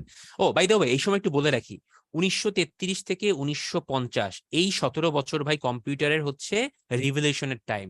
এই রেভলিউশনের পিরিয়ডে প্রচুর পরিমাণ গবেষক, বিজ্ঞানী, পদার্থবিদ, গণিতবিদ তারা গবেষণা করেছেন, যাদের গবেষণার কারণেই হচ্ছে আমাদের আধুনিক কম্পিউটারের সূত্রপাত ঘটেছে। সো এই সময়টা খুবই গুরুত্বপূর্ণ। সো যখন এই মার্ক 1 তৈরি করা হলো তখন কিন্তু অ্যাটানোসফট কিন্তু বসেছিল না, তখনও কিন্তু অ্যাটানোসফটের কার্যক্রম চলছিল। মেইনলি অ্যাটানোসফটের পরিকল্পনা শুরু হয় হচ্ছে 1936 এর পরে, 37 এর সময়টায়। তো যখন মার্ক 1 নিয়ে কাজ চলছে তখনও সাইমালটেনিয়াসলি অ্যাটানোসফট নিয়েও কাজ চলছে। তো অ্যাটানোসফট কি করলেন, আরো দুইজন বিজ্ঞানীকে নিয়ে কাজ করলেন। একজনের নাম ছিল মনে হয় ক্লিনসফ, আর একজনের নামে হচ্ছে বেরি। মানে তিনজনের নামের মধ্যে এ বি সি আছে। তো ওই এবিসি নামটাকেই তারা রাখলেন হচ্ছে অ্যাটানোসফট বেরি কম্পিউটার বা এবিসি কম্পিউটার, ঠিক আছে। তো এই কম্পিউটারটা ছিল হচ্ছে আপনার একটা ইলেকট্রনিক কম্পিউটার, অর্থাৎ ইলেকট্রনিক কম্পিউটারটার মধ্যে আপনার কিছু ইলেকট্রনিক চিপ ইউজ করা হতো। তখনও কিন্তু আইসি তৈরি হয়নি বা আপনার ট্রানজিস্টর তৈরি হয়নি। সো এখানে ছোট ছোট কিছু ইলেকট্রনিক চিপ ব্যবহার করা হয়েছিল এবং ভ্যাকুয়াম টিউব ইউজ করা হয়েছিল হচ্ছে স্টোরেজ হিসেবে। আমি একটু মার্ক করে দেই, ভ্যাকুয়াম টিউব, এগুলো আপনারা প্রিপারেশন বুকেও পাবেন, আমি জাস্ট একটু এখানে মার্ক করে দিচ্ছি। ইউজ করা হয়েছিল এবিসি কম্পিউটারে স্টোরেজ ডিভাইস হিসেবে। ওকে, তো এইটা মোটামুটি ভাই কাজকর্ম খারাপ করে নাই, চলেছিল। কিন্তু এটার একটা আপগ্রেডেড ভার্সন ছিল হচ্ছে 3 নম্বর কম্পিউটারটা, এনিয়াক, যেটাকে বলা হয় ফার্স্ট পূর্ণাঙ্গ ইলেকট্রনিক কম্পিউটার। ওকে, ইনিয়াক কম্পিউটারের জন্য কাজ করেছিলেন হচ্ছে পেনসিলভেনিয়া বিশ্ববিদ্যালয়ের ইলেকট্রিক্যাল ইঞ্জিনিয়ারিং একজন অধ্যাপক, ঠিক আছে। তার নাম ছিল ডব্লিউ মসলি টাইপের এরকম কিছু, পুরোপুরি নাম আমার খেয়াল নাই। ভাই আমি আপনাদেরকে বলছি এই নামগুলো মুখস্থ করতে যেয়েন না, সাল মুখস্থ করতে যেয়েন না, এগুলো কিন্তু আসে না। সো আজাইরা পরে মাথা নষ্ট করবেন না, ঠিক আছে। আমি জাস্ট বলছি কারণ জানা দরকার এই জন্য। তো সেও ওই সেম কাজ করেছে, তার আন্ডারে রিসার্চ করতেছে বা রিসার্চ অ্যাসিস্ট্যান্ট হিসেবে কাজ করছে এরকম কিছু পদার্থবিদ এবং গণিতবিদকে নিয়ে গবেষণা করলেন এবং গবেষণা করে শেষ পর্যন্ত 1946-এ ইনিয়াক কম্পিউটার তৈরি করলেন। ইনিয়াক কম্পিউটারের একটা পূর্ণ রূপ দিয়েছিলেন তিনি, সরি পূর্ণ নাম আছে, নামটা দাঁড়ান আমার যতদূর মনে পড়ে, ইনিয়াক মানে হচ্ছে electronic numerical integrator and calculator. আমি আবারও বলছি, electronic numerical integrator and calculator. তো নামের মধ্যে যদি ইন্টিগ্রেটর মানে যোগ করা এবং ক্যালকুলেটর মানে গণনা করার কাজটাই বেশি করা হতো, ঠিক আছে। এরপরে এডভ্যাক আসলো। এডভ্যাকের সাথে আমার যে ব্যক্তির নাম জড়িত সে হচ্ছে আধুনিক কম্পিউটারের যে জনক, জন ভন নিউম্যান। এডভ্যাক হচ্ছে তার তৈরি এবং এটাই হচ্ছে প্রথম আপনার আধুনিক কম্পিউটার। এডভ্যাকের পূর্ণ রূপটা হচ্ছে আপনার electronic discrete variable automatic computer. পূর্ণ নামগুলো একটু গুগল সার্চ দিবেন ভাই, পেয়ে যাবেন। পারলে মুখস্থ করে ফেলেন, না পারলেও সমস্যা নাই, এমন না যে পড়তেই হবে। তো এডভ্যাকে কি ছিল, এডভ্যাকে প্রথম আপনার বাইনারি নম্বর সিস্টেমটা ব্যবহার করা হয়েছিল, অর্থাৎ 0101 এগুলো ব্যবহার করা হয়েছিল এডভ্যাকে। দ্যাটস ওয়াই এটার একটা গুরুত্ব ছিল, অর্থাৎ আধুনিক যে কম্পিউটারের ল্যাঙ্গুয়েজ, যে আমরা বলি কম্পিউটার 01 ছাড়া বা বাইনারি ছাড়া কিচ্ছু বুঝে না, সেটা সূত্রপাত ঘটেছিল এডভ্যাক কম্পিউটারের মাধ্যমে। সো ডেফিনেটলি এটাই আমাদের ফার্স্ট আধুনিক কম্পিউটার এবং এই কম্পিউটার যেহেতু জন ভন নিউম্যান তৈরি করেন, তাই আধুনিক কম্পিউটারের জনকও হচ্ছে জন ভন নিউম্যান। ওকে, আচ্ছা, এর পরবর্তীতে আসলো এডস্যাক কম্পিউটার। এডস্যাক কম্পিউটারে হচ্ছে আপনার মার্কারি ডিলে লাইন্স ব্যবহার করা হতো, এটা একটা তার বৈশিষ্ট্য। আমি জাস্ট হচ্ছে স্পেসিফিক বৈশিষ্ট্যটাই বলছি। এই মার্কারি ডিলে লাইন্সটা ছিল হচ্ছে স্টোরেজ ডিভাইস হিসেবে। যেমন এবিসি কম্পিউটার ব্যবহার করা হতো ভ্যাকুয়াম টিউব, এডস্যাক কম্পিউটার ইউজ করা হতো মার্কারি ডিলে লাইন্স। এখন আপনি আমারে বললেন না ভাই ভ্যাকুয়াম টিউব কেমনে কাজ করে, মার্কারি ডিলে লাইন্স কেমনে কাজ করে, ভাই আমি চাইলে একটু পড়াশোনা করে এসে আপনারা বুঝাই দিতে পারবো, সমস্যা নাই ভাই। বাট কথা হচ্ছে বেনিফিট কি, কোনো বেনিফিট নেই ভাই। মুখস্থ করেন এই অংশ, বোঝাবুঝি কোনো ব্যাপার না, বা এত জানতে হবে না, ডিপে যাইতে হবে না, আপনি এটা পরে উদ্ধার হয়ে যান, আর কিছু লাগবে না, ঠিক আছে। আচ্ছা, পরবর্তী যে ফাইনাল কম্পিউটারটা যেটার মাধ্যমে আমরা আসলে প্রথম ডিজিটাল কম্পিউটারের সূত্রপাত ঘটে সেটা হচ্ছে ইউনিভ্যাক। ইউনিভ্যাক কম্পিউটারটাই প্রথম ডিজিটাল কম্পিউটার, যে কম্পিউটারে আপনার হচ্ছে কম্পিউটারের সাথে আপনার কানেক্টিভিটি বাড়ানোর জন্য বা কম্পিউটারের স্পিড বাড়ানোর জন্য কিছু আপনার টিউব ব্যবহার করা হতো। মার্কারি রিলেন্সের বদলে কিছু স্টোরেজ ডিভাইস ইউজ করা হয়েছিল নতুন করে, এবং আগের মতো ভ্যাকুয়াম টিউবও ব্যবহার করা হতো না। সো ইউনিভ্যাক হচ্ছে আপনার প্রথম ডিজিটাল কম্পিউটার এবং এটার পুনরূপ হচ্ছে ইউনিভার্সাল অটোমেটিক কম্পিউটার। একটু লিখে দেই, ইউনির মানে হচ্ছে ইউনিভার্স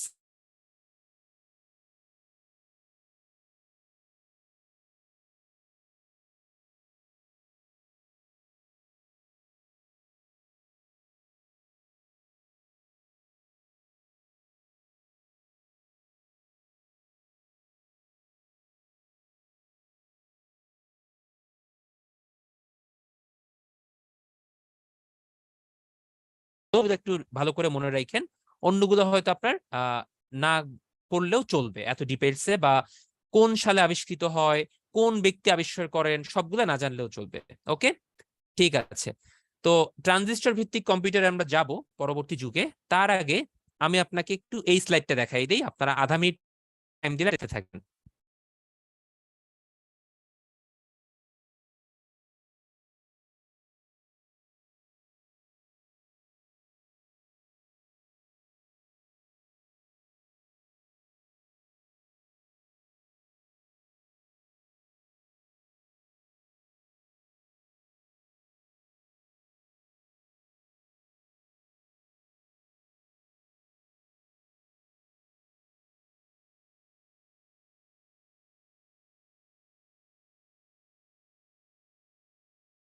আচ্ছা, একজন ভাইয়া প্রশ্ন করেছেন জনক এবং আবিষ্কারের মধ্যে পার্থক্য কি।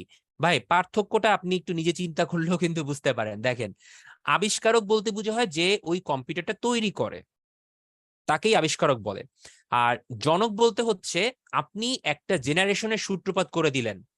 আপনার আইডিওলজি, আপনার ইনভেনশন, আপনার যে থিসিস, আপনার যে আবিষ্কার, এটাকে কাজে লাগিয়ে একটা নতুন জেনারেশন তৈরি হলো বা নতুন কিছু সূত্রপাত ঘটলো, তখন আপনাকে ওইটার ফাদার বলা হয়। আপনারা তো ইংলিশ লিটারেচার পড়ছেন, তাই না? ইংলিশ লিটারেচার অনেকগুলো ফাদার আছে না, father of old English literature, father of modern drama, father of আপনার অনেকগুলোই তো আছে। যাই হোক, তো এই ফাদারটা বলতে কি বুঝায়, মানে সে কি এই ইংলিশ পোয়েট পোয়েমটাকে তৈরি করেছে, বা সে কি হচ্ছে আপনার ইংলিশ প্রোজকে তৈরি করেছে, তা না। সে হচ্ছে ইংলিশ প্রোজে একটা নতুন সূত্রপাত ঘটিয়েছে বা একটা নতুন রিভলিউশন তৈরি করেছে।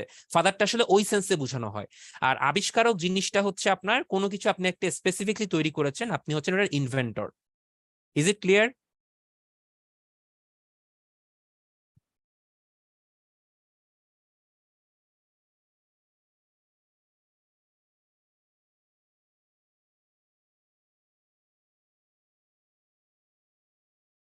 খেয়াল করেন, সুপার কম্পিউটারের জনক বলা হচ্ছে সেইমুর ক্রে। এখন সেইমুর ক্রে কি ওই সুপার সুপার কম্পিউটার আবিষ্কার করেই ক্ষান্ত হয়েছেন? আর কি কেউ সুপার কম্পিউটার তৈরি করেন নাই?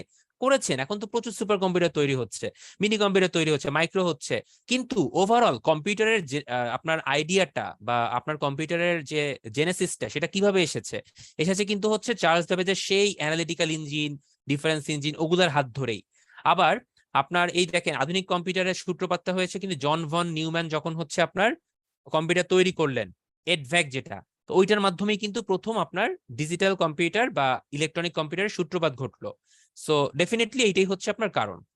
ভাই, আরেকবার রিপিট করতে এই মুহূর্তে পারছি না, এটা খুবই নর্মাল একটা বিষয়, রেকর্ডেড থাকবে ক্লাস, শুনে নিবেন একটু, ঠিক আছে? আপনাদের কোনো কিছু হারিয়ে যাবে না, আমিও হারিয়ে যাব না, আমার ভয়েস রেকর্ড হিসেবে থাকবে, একটু জেনে নিবেন ওখান থেকে বা শুনে নিবেন। আর লাস্ট একটা লাইন একটু খেয়াল করি, এই স্লাইডের নিচে দেওয়া আছে, সেটা হচ্ছে কম্পিউটার জাদুঘর অবস্থিত কোথায়। এই ইনফরমেশনটা একটু মনে রাখবেন, এটা হচ্ছে যুক্তরাষ্ট্রের আটলান্টায়। আচ্ছা, আটলান্টা এন্ড আটালান্টা কোনো পার্থক্য আছে? হোয়াট ইজ আটালান্টা, কেউ বলতে পারবেন?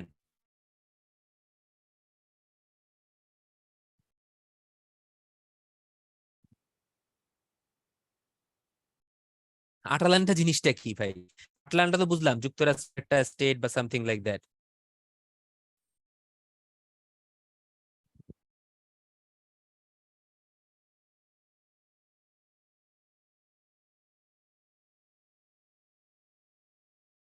আচ্ছা, আটালান্টা হচ্ছে আপনার ইটালিয়ান ফুটবল লিগের একটা ক্লাব, ঠিক আছে? ফুটবল খেলে, এই আর কি। অনেক সময় আটালান্টা উত্তরে থাকতে পারে, সো কনফিউজড হবেন না। ওকে, তো এরপরে আমরা একটা ব্রেকে যাব ভাই, তার আগে একটু দুইটা স্লাইড শেষ করে নেই। এই যে 1950 পর্যন্ত আমি জেনারেশন গুলো বলে গেলাম, এই সময়টাতেই হচ্ছে অনেক রিভলিউশন ঘটলো, বাট এর পরবর্তীতে আধুনিক কম্পিউটার কিন্তু থেমে থাকে নাই, আরো অনেক কিছু তৈরি করা হলো। ডায়োডের নাম আপনারা শুনেছেন, অর্থাৎ ওই যে পিএন জাংশন, তারপর হচ্ছে ডোপিং, সেমিকন্ডাক্টর, এগুলো নিয়ে তখন সাইমultaneously গবেষণা হচ্ছিল, যে কিভাবে ইলেকট্রনিক যুগে সূত্রপাত ঘটবে সেটা নিয়ে কাজ করা হচ্ছিল। তো দুইটা ডায়োডকে যখন পাশাপাশি সংযুক্ত করে একটা পিএন জাংশন ডায়োড তৈরি করা হয়, এবং আরেকটা মিলে যখন পিএনপি বা এনপিএন ট্রায়োড তৈরি করা হয়, তখনই একটা নতুন জেনারেশন তৈরি হলো, যেটা 1947 ঠিক হবে না, এটা 1948 হবে, সরি, এটা 1948 হবে। ওকে, 1948 সালে তিনজন সায়েন্টিস্ট জন বার্ডিন, উইলিয়াম শকলে এবং ওয়াল্টার ব্র্যাটেইন তারা কি করলেন, এরকম তিনটা অর্ধপরিবাহী ডোপিংকে সংযুক্ত করে একটা অর্ধপরিবাহী ট্রায়োড তৈরি করলেন এবং এটাই হয়ে গেল প্রথম আবিষ্কৃত ট্রানজিস্টর। এটার মাধ্যমে তারা দেখলেন যে এটার সাহায্যে খুব দ্রুত অ্যাম্পলিফাই করা যাচ্ছে, সিগন্যাল মডিফাই করা যাচ্ছে এবং আমি ইনপুট সিগন্যালের মাধ্যমে আউটপুটকে চেঞ্জ করতে পারছি। তো আগে আমার ইলেকট্রিক কম্পিউটার বা ওই যে এডব্যাক, এডস্যাক বা ইউনিব্যাক এই কম্পিউটার গুলোতে যেটা হতো যে আমার ইলেকট্রনিক সিগন্যাল গুলোকে মডিফাই করতে অনেক বড় সাইজের কিছু ইনস্ট্রুমেন্ট লাগতো, যন্ত্র লাগতো, সেটা তখন আর হলো না বা লাগলো না। ঠিক আছে, কারণ কি? কারণ এই আপনার ট্রানজিস্টর তৈরির মাধ্যমে আপনার ইনপুট আউটপুট সিস্টেমটা খুব স্মুথ হয়ে গেল, খুব ইজি হয়ে গেল। ঠিক আছে, এই জন্য বলা হয় ট্রানজিস্টর আবিষ্কার হচ্ছে কম্পিউটারের আধুনিক সূত্রপাতের আর একটা বড় স্টেপ। 1948 সালে তৈরি হলো ট্রানজিস্টর, কিন্তু ট্রানজিস্টর ভিত্তিক কম্পিউটার তৈরি হলো আরো 10 বছর পরে গিয়ে 1958 সালে। কারণ কি কেউ বলতে পারেন বা আইডিয়া করতে পারেন কি কারণে 10 বছর সময় লাগলো? আচ্ছা, আইডিয়া করার দরকার নাই, বলেই দিচ্ছি। কোনো কিছু তৈরি হওয়া এবং সেটাকে একটা অ্যাপ্লিকেশন ভাবে মানুষের কাছে পৌঁছে দেওয়া, দুটার মধ্যে একটা পার্থক্য আছে। সো ট্রানজিস্টরের আইডিয়াটা তৈরি হলো হচ্ছে আপনার 1948-এ, বাট ওটা তো আপনার বিভিন্ন কাজে ব্যবহার করতে হবে। সো কম্পিউটারের মধ্যে ইনসার্ট করে একটা ট্রানজিস্টর ভিত্তিক কম্পিউটার তৈরি করতেও কিন্তু সময় লাগতো। সো ডেফিনেটলি এইসব বিভিন্ন জটিলতার কারণে 10 ইয়ার্স টাইম লেগেছিল। 1958 সালে প্রথম ট্রানজিস্টর ভিত্তিক কম্পিউটার তৈরি করা হয়। ঠিক আছে, যেটা নাম ছিল হচ্ছে TXO। ভাইয়া মার্ক করে দিচ্ছি যেগুলো স্লাইডে, সেগুলো কিন্তু একটু ইম্পর্টেন্ট, পড়বেন এগুলো ভালো করে। হ্যাঁ, তিনজন বিজ্ঞানীর নাম মাথায় রাখবেন, এটা আপনার রিটেনেও কাজে লাগবে। ওকে, এবং পরবর্তীতে ট্রানজিস্টর ভিত্তিক একটা মিনি কম্পিউটার তৈরি করা হলো PDP-8, যেটা 1965 সালে এই কর্পোরেশন তৈরি করে সবার সামনে উপস্থাপন করেছিল। সো ট্রানজিস্টর ভিত্তিক কয়েকটা কম্পিউটারের নাম মনে রাখবেন, এগুলা না পড়লেও চলবে, আপনি TXO বা PDP-8 এই দুইটা মনে রাখেন তাহলেই হবে। ওকে, তো ট্রানজিস্টরের পরবর্তীতে 10 বছর পরে বিজ্ঞানী দুজন জ্যাক কেলবি এবং রবার্ট নয়েস তারা কি করলেন, একটা আইসি বা ইন্টিগ্রেটেড সার্কিট তৈরি করলেন। ইন্টিগ্রেটেড সার্কিটের মধ্যে তারা দেখলেন ছোট ছোট অনেক ইলেকট্রনিক চিপ ইনসার্ট করা গেল, আপনার ক্যাপাসিটর, আপনার ট্রানজিস্টর, তারপর হচ্ছে আপনার ছোট ছোট কিছু ডায়োড, সিলিকন চিপ, এগুলোর মাধ্যমে আপনার একটা ইন্টিগ্রেটেড সার্কিট তৈরি হলো, যেটা সাইজে খুবই ছোট, খুবই স্মল সাইজ, এবং এটা ব্যবহার করাও সহজ। এবং এই একটা মাত্র ইন্টিগ্রেটেড সার্কিট দিয়ে আপনি অনেকগুলো বড় বড় ইনস্ট্রুমেন্টকে কভার করে ফেলছেন। সো কম্পিউটারের সাইজ আরো ছোট হয়ে গেল। ঠিক আছে, এইটা আবিষ্কার করা হলো 1958 সালে, এবং আইসি ভিত্তিক প্রথম কম্পিউটার তৈরি করা হলো 7 বছর পর 1965 সালে। মাথায় রাখবেন এই সালগুলো একটু, কেন রাখবেন? যখন কম্পিউটারের প্রজন্ম পড়বেন তখন কাজে আসবে, দেখবেন। 1948 সালে আইসি তৈরি হলো, সরি ট্রানজিস্টর। 10 বছর পর ট্রানজিস্টর ভিত্তিক কম্পিউটার। 1958 সালে আইসি, 7 বছর পর 65 সালে প্রথম কম্পিউটার। সো প্রথম কম্পিউটার ছিল হচ্ছে দুইটা, B2500, B3500। পরবর্তীতে ডিজিটালি সেটা ভার্সন চেঞ্জ করা হলো IBM 360। আপনারা অনেকেই IBM এর নাম শুনেছেন। IBM 360 হচ্ছে প্রথম ডিজিটাল কম্পিউটার যেটা আইসি দিয়ে তৈরি করা হয়েছিল। ওকে, ডান। 1958 সাল থেকে 13 বছর পর 1971 সালে আরেকটা বড় রেভলিউশন হলো, যেটার মাধ্যমে আমরা বর্তমান কম্পিউটারের যে জেনারেশনে আছি সেই জেনারেশনে আমরা প্রবেশ করলাম। সেটা হচ্ছে মাইক্রোপ্রসেসর। মাইক্রোপ্রসেসর হচ্ছে এমন একটা প্রসেসর যেটা একটা ক্ষুদ্র একটা ইলেকট্রনিক ডিভাইস, যেটা পূর্ণাঙ্গ রূপে একটা মিনি কম্পিউটারের মতো কাজ করবে। অর্থাৎ মাইক্রোপ্রসেসরই হচ্ছে একটা ছোট কম্পিউটার, যেটা একই সাথে কন্ট্রোল নিবে, ইনপুট নিবে, অ্যানালাইসিস করবে, লজিক জেনারেট করবে, এবং কমান্ডের মাধ্যমে মেমোরি স্টোরেজের মাধ্যমে আবার আউটপুটও দিবে। সো এটা হচ্ছে একটা স্মল মিনিয়েচার, যেটা হচ্ছে কম্পিউটারের একটা হার্ট হিসেবে ইউজ করা হলো। তো মাইক্রোপ্রসেসরের মাধ্যমে কম্পিউটারের সাইজ আরো ছোট হয়ে গেল। তো ইন্টেল কর্পোরেশনের টেড হফের তত্ত্বাবধানে প্রথম একটা কম্পিউটার তৈরি করা হয়, ইন্টেল 4004, যেটা 1971 সালে তৈরি করা হয়, প্রথম মাইক্রোপ্রসেসর ভিত্তিক কম্পিউটার। কিন্তু এই মাইক্রোপ্রসেসর ভিত্তিক কম্পিউটারটা ছিল হচ্ছে অ্যালটেয়ার 8800, আর প্রথম মাইক্রোপ্রসেসর ছিল হচ্ছে ইন্টেল 4004। আপনারা কিন্তু এখন আপনাদের বাসা বাড়িতে যে পিসি ইউজ করেন, ল্যাপটপ ইউজ করেন, খেয়াল করে দেখবেন ম্যাক্সিমামই কিন্তু ইন্টেল। তো ইন্টেলটা কি? ইন্টেলটাই হচ্ছে আপনার মাইক্রোপ্রসেসরের একটা ব্র্যান্ড বা একটা নেম। ওকে, তো এই মাইক্রোপ্রসেসরের ডেভেলপমেন্টে কয়েকজন বিজ্ঞানী কাজ করেছিলেন, তার মধ্যে একজনের নাম আমি একটু আপনাকে বলি, ডেনিস রিচি। তিনি যুক্তরাষ্ট্রের বেল ল্যাবের একজন সায়েন্টিস্ট ছিলেন। তিনি কিন্তু প্রথম আপনার একটা প্রোগ্রামিং ল্যাঙ্গুয়েজ তৈরি করেছিলেন C++, ঠিক আছে? সো রিচি সি এবং C++ দুইটা নিয়ে কাজ করেছিলেন প্রোগ্রামিং ল্যাঙ্গুয়েজ দিয়ে। সো ডেনিস রিচির নামটা মাইক্রোপ্রসেসর এবং প্রোগ্রামিং ল্যাঙ্গুয়েজ দুইটার সাথেই একটু মনে রাখতে হবে। ওকে, আচ্ছা, এই পর্যন্ত যা যা বললাম মোটামুটি ক্লিয়ার?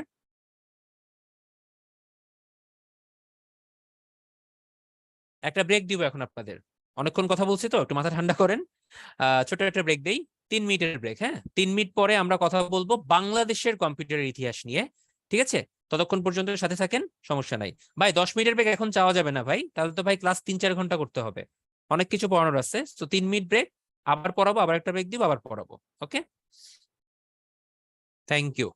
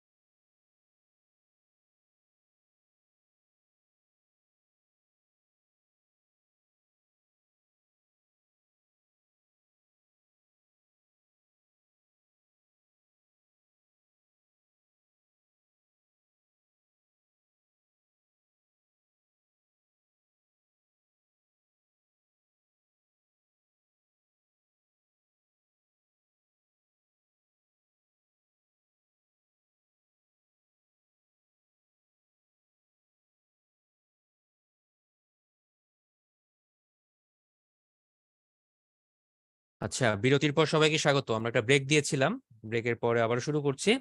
তো আশা করি সবাই সাথে আছেন।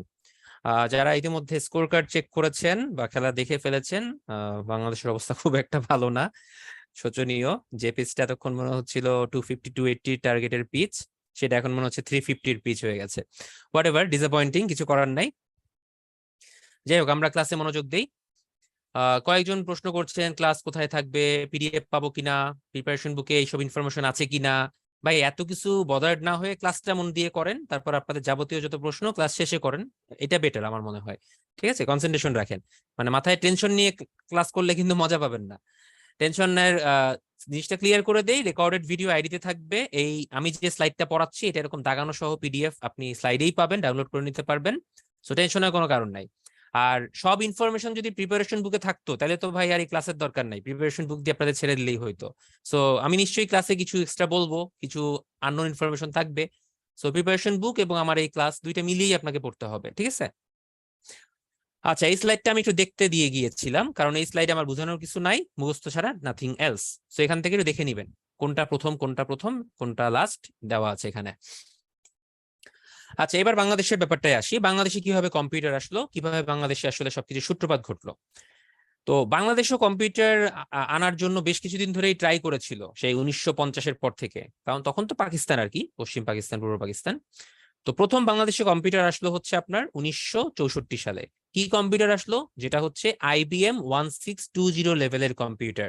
ঠিক আছে, আমি আবারও বলছি, বাংলাদেশে প্রথম যে কম্পিউটার আসলো সেটা হচ্ছে IBM 1620।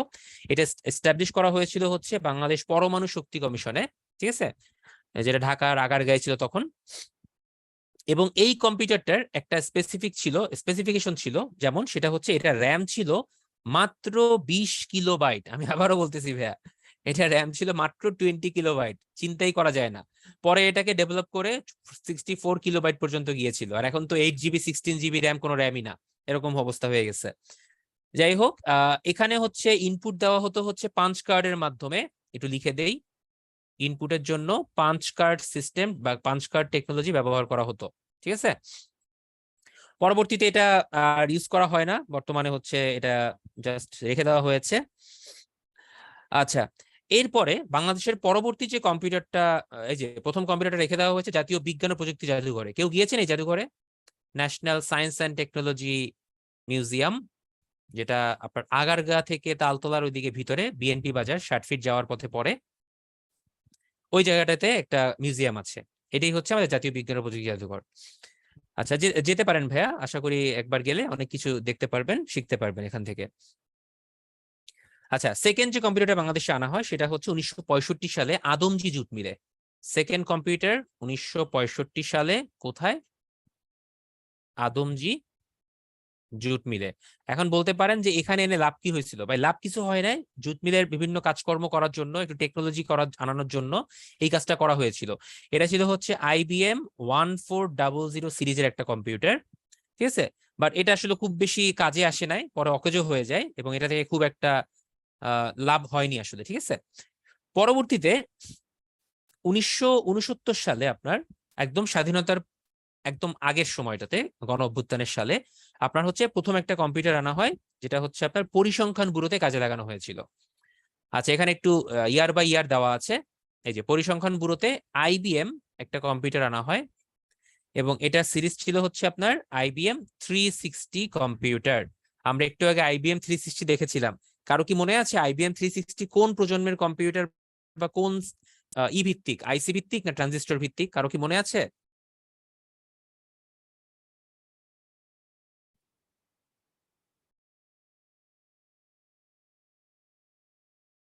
আচ্ছা, যারা যারা আইসি ভিত্তিক দিচ্ছেন তাদেরকে থ্যাংক ইউ। আর অনেকে চুপচাপ আছেন, ভাই আমার ক্লাসগুলোতে একটু আপনাদেরকে বলি, এটা হচ্ছে আমার ক্লাস, কখনো একঘেয়েমি পূর্ণ হবে না।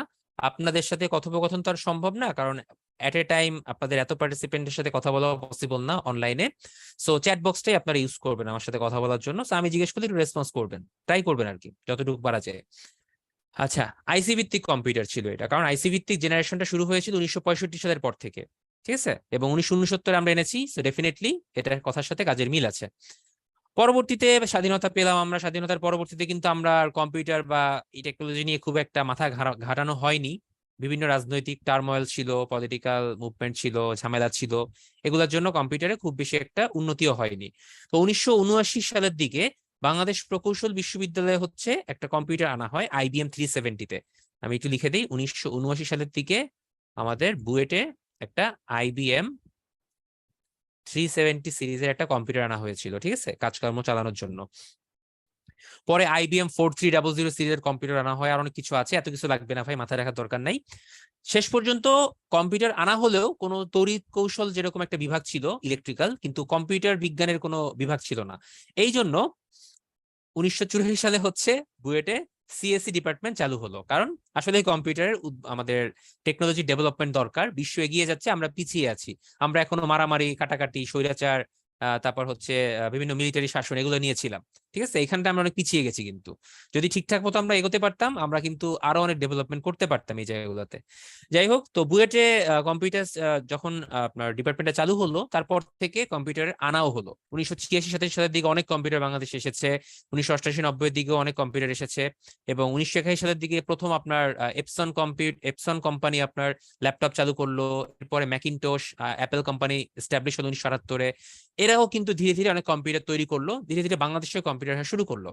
তো কম্পিউটার আসার কারণে, যেহেতু কম্পিউটার নিয়ে বাংলাদেশের গবেষণা প্রয়োজন, দ্যাটস ওয়াই 1990 সালে কম্পিউটার কাউন্সিল এস্টাবলিশ করা হয়, BCC যেটাকে বলা হয়, ঠিক আছে। এবং পরবর্তীতে কম্পিউটার সোসাইটি তৈরি করা হলো 1991 সালে, এবং অনলাইন ইমেইল চালু করা হলো 1994 সালে।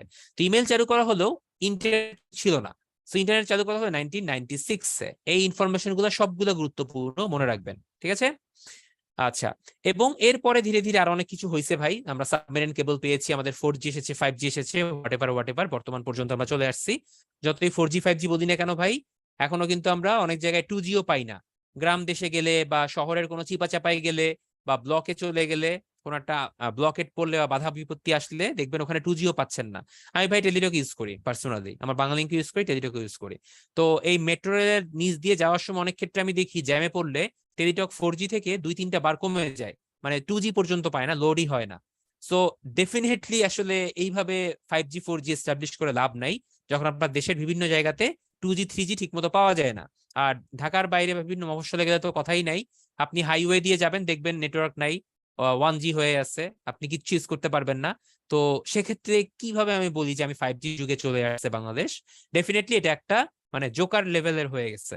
তো এই যোগটা আমার আসলে পছন্দ না, কারণ ডিজিটাল বাংলাদেশ একদিক দিয়ে বলবো, আর একদিক দিয়ে হচ্ছে স্মুথ কমিউনিকেশন হবে না, ইন্টারনেট সমস্যা হবে। এই যে আপনাদের ক্লাসটা শুরু করলাম, শুরুতেই আপনারা বললেন যে কথা কেটে আসতেছে, মাঝে একবার কথা কেটে আসছে। আমি কিন্তু আমাদের ব্রডব্যান্ডটা বৃহস্পতিবার রাতে, শুক্রবার রাতে ঝামেলা করে। কেন করে ভাই জিজ্ঞেস করলে বলে যে ভাই প্রচুর ইউজার থাকে, তো লোড পড়ে যায় এই উইকেন্ডে এবং উইকডেতে, তো এই জন্য দিতে পারি না। তো ভাই এই সমস্যা যদি হয় ভাই, তাহলে কেমনে বলবো ভাই আমরা ডিজিটাল যুগে আসছি, তাই না? সো আমি এখন মোবাইলে হটস্পট দিয়ে ক্লাস নিচ্ছি, যেন কোনো স্মুথ ক্লাসটা নিতে পারি। সো এই হচ্ছে আমাদের সমস্যা ভাই, আমরা এখনো প্রবলেমেটিক যুগে বসবাস করছি। সো খুব বেশি ডেভেলপমেন্ট আমাদের এইখানটায় হয় নাই, সো আমাদের এখানে আরো ডেভেলপমেন্টের জায়গা রয়েছে।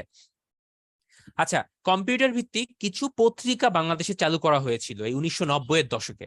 তো কম্পিউটার ভিত্তিক প্রথম একটা পত্রিকা চালু করা হয়, যেটার নাম হচ্ছে কম্পিউটার জগৎ। এটা 1991 সালে এস্টাবলিশ করা হয়েছিল। আমি একটু লিখে দিই, স্লাইডে নাই। কম্পিউটার জগৎ 1991 সালে, সরি 1991 সালে কম্পিউটার জগৎ, এটা মাসিক পত্রিকা ছিল, এস্টাবলিশ করা হয়েছিল। এবং হচ্ছে আমাদের বাংলাদেশের যে অ্যাস্ট্রোনমিক্যাল অ্যাসোসিয়েশন এস্টাবলিশ করা হয়েছিল 90-এর দশকে, যারা মহাকাশ গবেষণা নিয়ে কাজ করত। মানে খুব তো কিছু করতে পাই নাই আমরা, মানে মহাকাশের বিভিন্ন অ্যাস্ট্রোফিজিক্স, অ্যাস্ট্রোনমি, এগুলোতে বাংলাদেশের মানুষের উৎসাহ আনার জন্য এরা কাজ করত। এবং এরা বাংলাদেশ কম্পিউটার কাউন্সিলের সাথে কোলাবোরেশনেও কাজ করেছে। তো এই কারণে এরাও হচ্ছে আপনার এই কম্পিউটারের রেভলিউশনে অনেকটা ভূমিকা রেখেছিল। কারণ আপনার মহাকাশ গবেষণার জন্য যে এলিমেন্ট গুলো দরকার হবে, তার একটা মেইন এলিমেন্ট হচ্ছে আপনার কম্পিউটার। সো ডেফিনেটলি এই মহাকাশ গবেষণা প্রতিষ্ঠান বা অ্যাস্ট্রোনমিক্যাল অ্যাসোসিয়েশন, এটাও বেশ একটা বড় ভূমিকা রাখে। আচ্ছা, আর বাংলাদেশ বিষয়ে কিছু বলার নাই, আমরা এখন কম্পিউটারের অঙ্গ সংগঠনে চলে যাব। তার আগে একটু প্রজন্মগুলা দেখে নিব ঝটপট। এখানে এখন আমরা কিছু জেনারিক ইনফরমেশন দেখব, মুখস্থ জিনিসপত্র। তার আগে আপনাদের একটা পোল কোশ্চেন লঞ্চ করে দিই, আসেন একটু পোলে আপনারা ভোট দেন। ভোট দিয়ে দেখেন যে আপনারা কতগুলা অ্যান্সার দিতে পারলেন। চ্যাট বক্সে দিতে হবে না, পোল লঞ্চ করেছি, পোলে ভোট দিবেন সবাই। সবাই রেসপন্স করেন, ভুল হোক সঠিক হোক ডাজেন্ট ম্যাটার।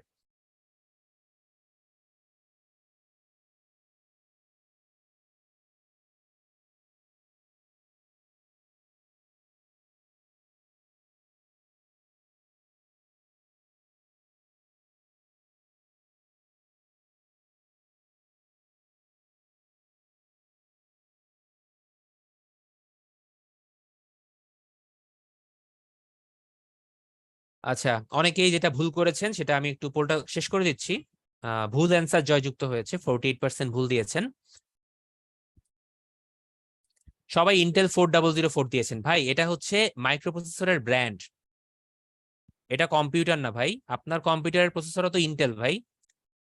অ্যালটেয়ার 8800 ছিল মাইক্রোপ্রসেসর ভিত্তিক প্রথম কম্পিউটার, ঠিক আছে? এই ভুলটা সবাই করেছেন, এটা করা যাবে না। খেয়াল করেন নাই ঠিক মতো আমার কথাটা। অ্যালটেয়ার 8800 ছিল প্রথম কম্পিউটার, আর ইন্টেল 4004 হচ্ছে প্রথম মাইক্রোপ্রসেসর বা মাইক্রোপ্রসেসর একটা ব্র্যান্ড। ওকে, আপনাদেরকে ধরা খাওয়াই দিছি। আচ্ছা, যাই হোক, কম্পিউটারের প্রজন্মগুলো 5টা প্রজন্মে ভাগ করা হয়েছে। এটা একবারে এখান থেকে শেষ করে দিব। প্রথম প্রজন্ম হচ্ছে 1946 থেকে 1959। এটা 59 না বলে 1958 বললে একটু ভালো হয়, ঠিক আছে? অর্থাৎ ট্রানজিস্টর ভিত্তিক কম্পিউটার চালু হওয়ার আগ পর্যন্ত যে জেনারেশন, সেটাই হচ্ছে প্রথম প্রজন্ম। মানে ওই যে আপনার ইনিয়াক, এডভ্যাক, ইউনিভ্যাক, মার্ক ওয়ান, ঠিক আছে, এই টাইপের যে কম্পিউটারগুলো ছিল, এগুলো হচ্ছে আপনার প্রথম প্রজন্মের কম্পিউটার। দ্বিতীয় প্রজন্ম চালু হলো 1959 থেকে 1965 পর্যন্ত। তো বুঝতেই পারতেছেন 1958 থেকে আপনার ট্রানজিস্টর ভিত্তিক কম্পিউটার ব্যবহার করা শুরু হয়। সো দ্বিতীয় প্রজন্মের সকল কম্পিউটার হবে ট্রানজিস্টর ভিত্তিক কম্পিউটার। ওকে, তৃতীয় প্রজন্ম 1965 থেকে 71 পর্যন্ত। বুঝতেই পারতেছেন 1965 সালে প্রথম আইসি ভিত্তিক কম্পিউটার শুরু হয়। সো থার্ড জেনারেশনের সকল কম্পিউটার আইসি ভিত্তিক। দেখছেন, মিলাই দিচ্ছি, সো ভুলে যাওয়ার কোনো সম্ভাবনা নাই। চতুর্থ প্রজন্ম 1971 থেকে বর্তমান পর্যন্ত।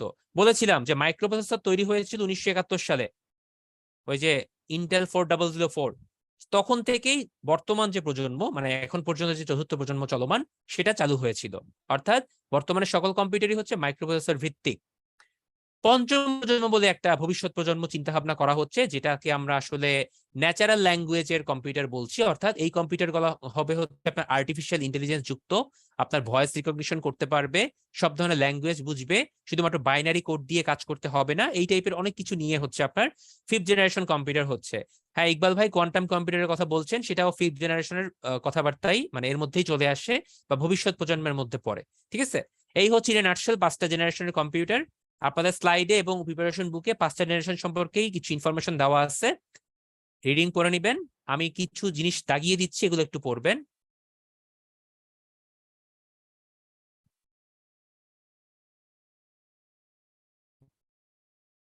ওকে, মার্ক করে দিলাম। তো উদাহরণ নিশ্চয়ই মনে রাখার দরকার নাই, কারণ ওই ইনিয়াক, এডভ্যাক, ইউনিভাক, মার্ক ওয়ান, আইবিএম যা যা আছে সবই এই সময়ের কম্পিউটার, ঠিক আছে? দ্বিতীয় প্রজন্ম, এই যে ট্রানজিস্টরের ব্যবহার, ম্যাগনেটিক কোর বা ডিস্ক মেমোরি হিসেবে ব্যবহার করা হতো, অ্যাসেম্বলি ল্যাঙ্গুয়েজ ইউজ করা হতো। ভাই অ্যাসেম্বলি ল্যাঙ্গুয়েজ বা মেশিন ল্যাঙ্গুয়েজ এগুলো আজকের ক্লাস না ভাই। আপনাদের কম্পিউটার ল্যাঙ্গুয়েজ নিয়ে আমাদের 2 নাম্বার লেকচারে মনে হয় বা 3 নাম্বার লেকচারে ক্লাস আছে, আমরা ওই সময় পড়বো। এখন এই মুহূর্তে ল্যাঙ্গুয়েজ নিয়ে কথা বলছি না, ঠিক আছে? আচ্ছা, টেলিফোন লাইন কেবল ব্যবহার করে ডেটা কমিউনিকেশন করা হতো, এটা হচ্ছে সেকেন্ড জেনারেশন একটা বৈশিষ্ট্য। গতি বেড়েছিল, স্পিড বেড়েছিল। ওকে, এই নামটা মনে রাখেন, হানিওয়েল, আইবিএম 1620। এটা কি বাংলাদেশে এসেছিল না? BD first computer. তাহলে বাংলাদেশে প্রথম যে কম্পিউটার এসেছিল সেটা কোন প্রজন্মের কম্পিউটার? যদি আপনাদের প্রিলিতে প্রশ্ন আসে, কি অ্যান্সার দিবেন?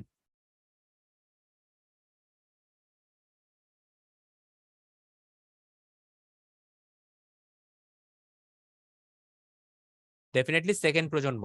ওকে, একটার সাথে আরেকটার মিল আছে, মিলিয়ে মিলিয়ে পড়বেন, তাহলে আর ভুল হবে না ইনশাল্লাহ। আচ্ছা, গুড। থার্ড প্রজন্ম আইসি নিয়ে কথাবার্তা। এখানে আরো কিছু, এখানে আইসি মানেই আপনার সেমিকন্ডাক্টর ডিভাইস তৈরি হয়েছে এইখানে। এখানে আপনার সেমিকন্ডাক্টর মেমোরি ইউজ করা হতো, উচ্চতর লেভেলের প্রোগ্রামিং ল্যাঙ্গুয়েজ ইউজ করা হতো। এরপর হচ্ছে আপনার আইবিএম 360।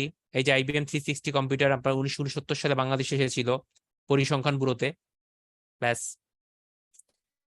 চতুর্থ প্রজন্ম মাইক্রোপ্রসেসর, কিছু বলার নাই, একটু দেখে নিবেন। এখানে হাই লেভেল ল্যাঙ্গুয়েজ তৈরি করা হয়েছে, জাভা স্ক্রিপ্ট, হ্যান ত্যান আর যা যা আছে সব দেখার দরকার নাই। যেগুলো আমি একটু মার্ক করে দিচ্ছি সেগুলো পড়বেন। বর্তমান কালে সকল কম্পিউটার, বেশি ডেটা ধারণ করা যেত।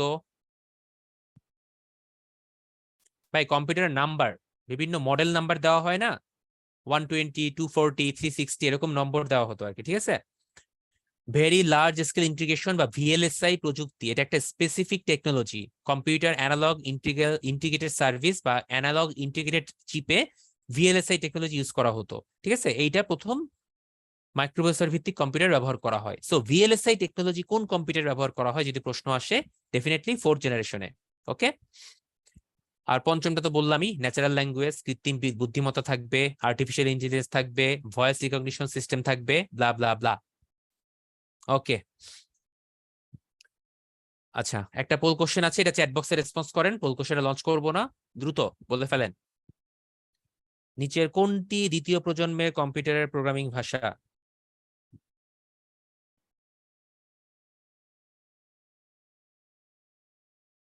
আমি বারবার বলছি ভাই, উচ্চতর ল্যাঙ্গুয়েজ কিন্তু 3rd জেনারেশন থেকে শুরু হয়েছে। High level 3rd generation.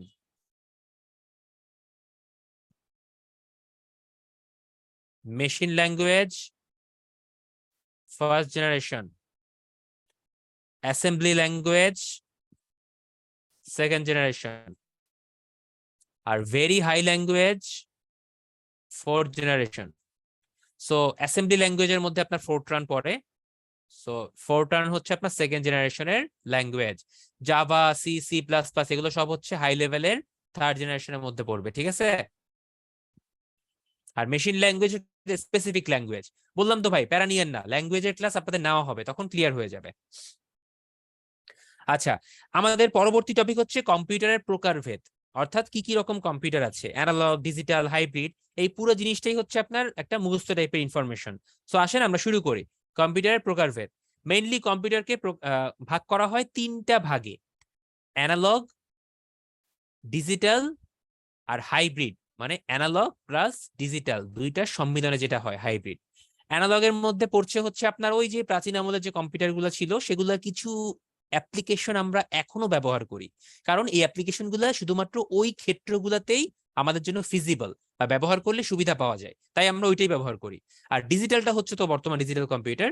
আর হাইব্রিডটা হচ্ছে কোনো কোনো জায়গা আছে বা কোনো কোনো আপনার অ্যাপ্লিকেশন সাইট আছে যেখানে আপনার বোথ কম্পিউটার ইউজ করতে হয়, কোনো জায়গায় ইনপুট দিতে হয় অ্যানালগ, আবার ইনপুট দিতে হয় ডিজিটাল ওয়েতে, সেটাকে হাইব্রিড কম্পিউটার বলে। আর স্পিডের দিক থেকে বিবেচনা করলে বা সাইজের দিক থেকে বিবেচনা করলে আপনার কম্পিউটারকে কয়েকটা ভাগে ভাগ করা যায়, যেটা ডিজিটাল কম্পিউটারের প্রকারভেদ। সেটা হচ্ছে super computer, very high speed; main frame computer, high speed; mini frame computer, speedy computer but less than main frame computer. Okay, আমি একটা ক্রোম দিয়ে দিই। আর মাইক্রো কম্পিউটার হচ্ছে আপনার যে পার্সোনাল কম্পিউটার, পিসি বলা হয়, এটাকে মাইক্রো কম্পিউটার বলা হয়। তো এই পার্সোনাল কম্পিউটারের মধ্যে আপনার ডেস্কটপ আছে, ল্যাপটপ আছে, ট্যাবলেট ইউজ করেন, কেউ কেউ পাম টপ ইউজ করেন, বিভিন্ন রকম ছোট ছোট অ্যাপ্লিকেশন এখন দেখা যাচ্ছে, তাই না? ট্যাব ইউজ করছেন অনেকে, ল্যাপটপ ইউজ করছেন, তারপর ম্যাকবুক ইউজ করছেন, তাই না? আচ্ছা, তো আসেন আমরা একটু ওয়ান বাই ওয়ান দেখে যাই সবগুলা। অ্যানালগ কম্পিউটার, ওই যে অ্যানালিটিক্যাল ইঞ্জিন ছিল, সেই প্রাচীন আমলের অ্যানালিটিক্যাল ইঞ্জিন চার্লস ব্যাবেজ তৈরি করেছিলেন। এখান থেকে মোটর গাড়ির স্পিডোমিটার, ভোল্টেজ, বয়লারের প্রেসার, অ্যানালগ ওজন মাপার যন্ত্র, এগুলো হচ্ছে সব অ্যানালগ কম্পিউটারের এক্সাম্পল। ওকে, ডিজিটাল কম্পিউটার, ওই যে মার্ক ওয়ানের কথা ছিল প্রথম ডিজিটাল কম্পিউটার, হাওয়ার্ড আইকেন। পিসি, ল্যাপটপ, এগুলা ডিজিটাল ঘড়ি, এই টাইপের সব কম্পিউটার ডিজিটাল কম্পিউটার। হাইব্রিড, এগুলো হচ্ছে মেইনলি আপনার মেডিকেল পারপাসে ইউজ করা হয়, সায়েন্টিফিক রিসার্চ ইউজ করা হয়, এই দুইটা কাজেই আপনার এই হাইব্রিড কম্পিউটার ইউজ করা হয়। ছোট করে লিখে দিলাম, তাহলে মনে রাখতে সুবিধা হবে। দেখেন, হাসপাতালে অনেক বড় বড় ডিভাইস দেখেন না, আল্ট্রাসাউন্ড করা হয়, ইসিজি করা হয়, তারপর আপনার হচ্ছে সিটি স্ক্যান করা হয়, এই টাইপের অনেক কিছু আছে, কিন্তু এই সবগুলোই কিন্তু ডিজিটাল না, কোনো কোনো ক্ষেত্রে ইনপুট কিন্তু অ্যানালগ হয়।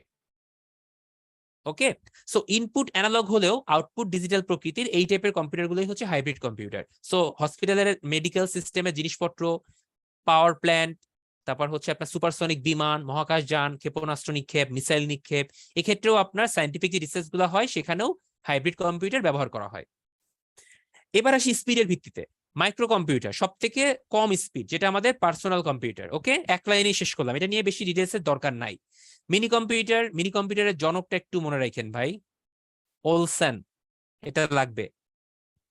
PDP-1 হচ্ছে প্রথম মিনি কম্পিউটার, একটা স্লাইড দেখিয়েছিলাম প্রথম কোনগুলো আছে, সেখানে এইটা উল্লেখ করা ছিল।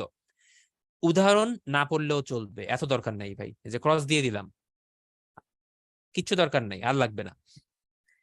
মেইন ফ্রেম কম্পিউটারটা একটু গুরুত্বপূর্ণ আমাদের জন্য, কারণ বাংলাদেশে প্রথম যে IBM 1620 কম্পিউটারটা এস্টাবলিশ করা হয়েছিল, যার র্যাম ছিল 20 কিলোবাইট, সেটা ছিল মেইন ফ্রেম কম্পিউটার। সাইজ একটু বড় সড়ো, কিন্তু স্পিড ছিল মোটামুটি ভালোই, ঠিক আছে। তো এটা মেইনলি হচ্ছে মেইন ফ্রেম কম্পিউটার এখন যেসব জায়গায় ব্যবহার করা হয় সেটা হচ্ছে বিভিন্ন ব্যাংকিং টেকনোলজিতে আপনার মেইন ফ্রেম কম্পিউটারটা ব্যবহার করা হয়। ব্যাংক প্লাস স্ট্যাটিস্টিক্স, মার্ক করে দিলাম, ভুল হবে না আর। অর্থাৎ কাস্টমস নিচ্ছেন, শুল্ক নিচ্ছেন, গ্রাহক পরিসংখ্যান, ব্যাংক, বীমা, আর্থিক প্রতিষ্ঠান, বৈজ্ঞানিক কিছু গবেষণা, এই ক্ষেত্রে আপনার মেইন ফ্রেম কম্পিউটার ব্যবহার করা হয় এখনো। ওকে, উদাহরণ দেখতে পারেন সাইবার 170, IBM 4300। এটার কথা কিন্তু আমি বলছি ভাই, আমাদের পরিসংখ্যান ব্যুরোতে কিন্তু এটা এসেছিল। কি বলছিলাম মনে পড়ে? ক্লাসে যখন আমি পড়াচ্ছিলাম বাংলাদেশের কম্পিউটারের ক্রমবিকাশ, তখন কিন্তু IBM 4300 কথা বলছি আমি। ওকে, সুপার কম্পিউটার এটা হচ্ছে একদম হাইপারসনিক, সুপারসনিক, প্রচুর স্পিডি। যত বড় বড় ক্যালকুলেশন, তারপর হচ্ছে বিশ্বের যত বড় বড় আপনার দেশগুলো আছে সুপার পাওয়ার, তাদের এই সুপার কম্পিউটার প্রচুর পরিমাণে আছে। চায়না, জাপান, USA, কোরিয়া, মানে টেকনোলজি বেস যেসব দেশগুলো অ্যাডভান্স, তারা সবাই সুপার কম্পিউটার ইউজ করে।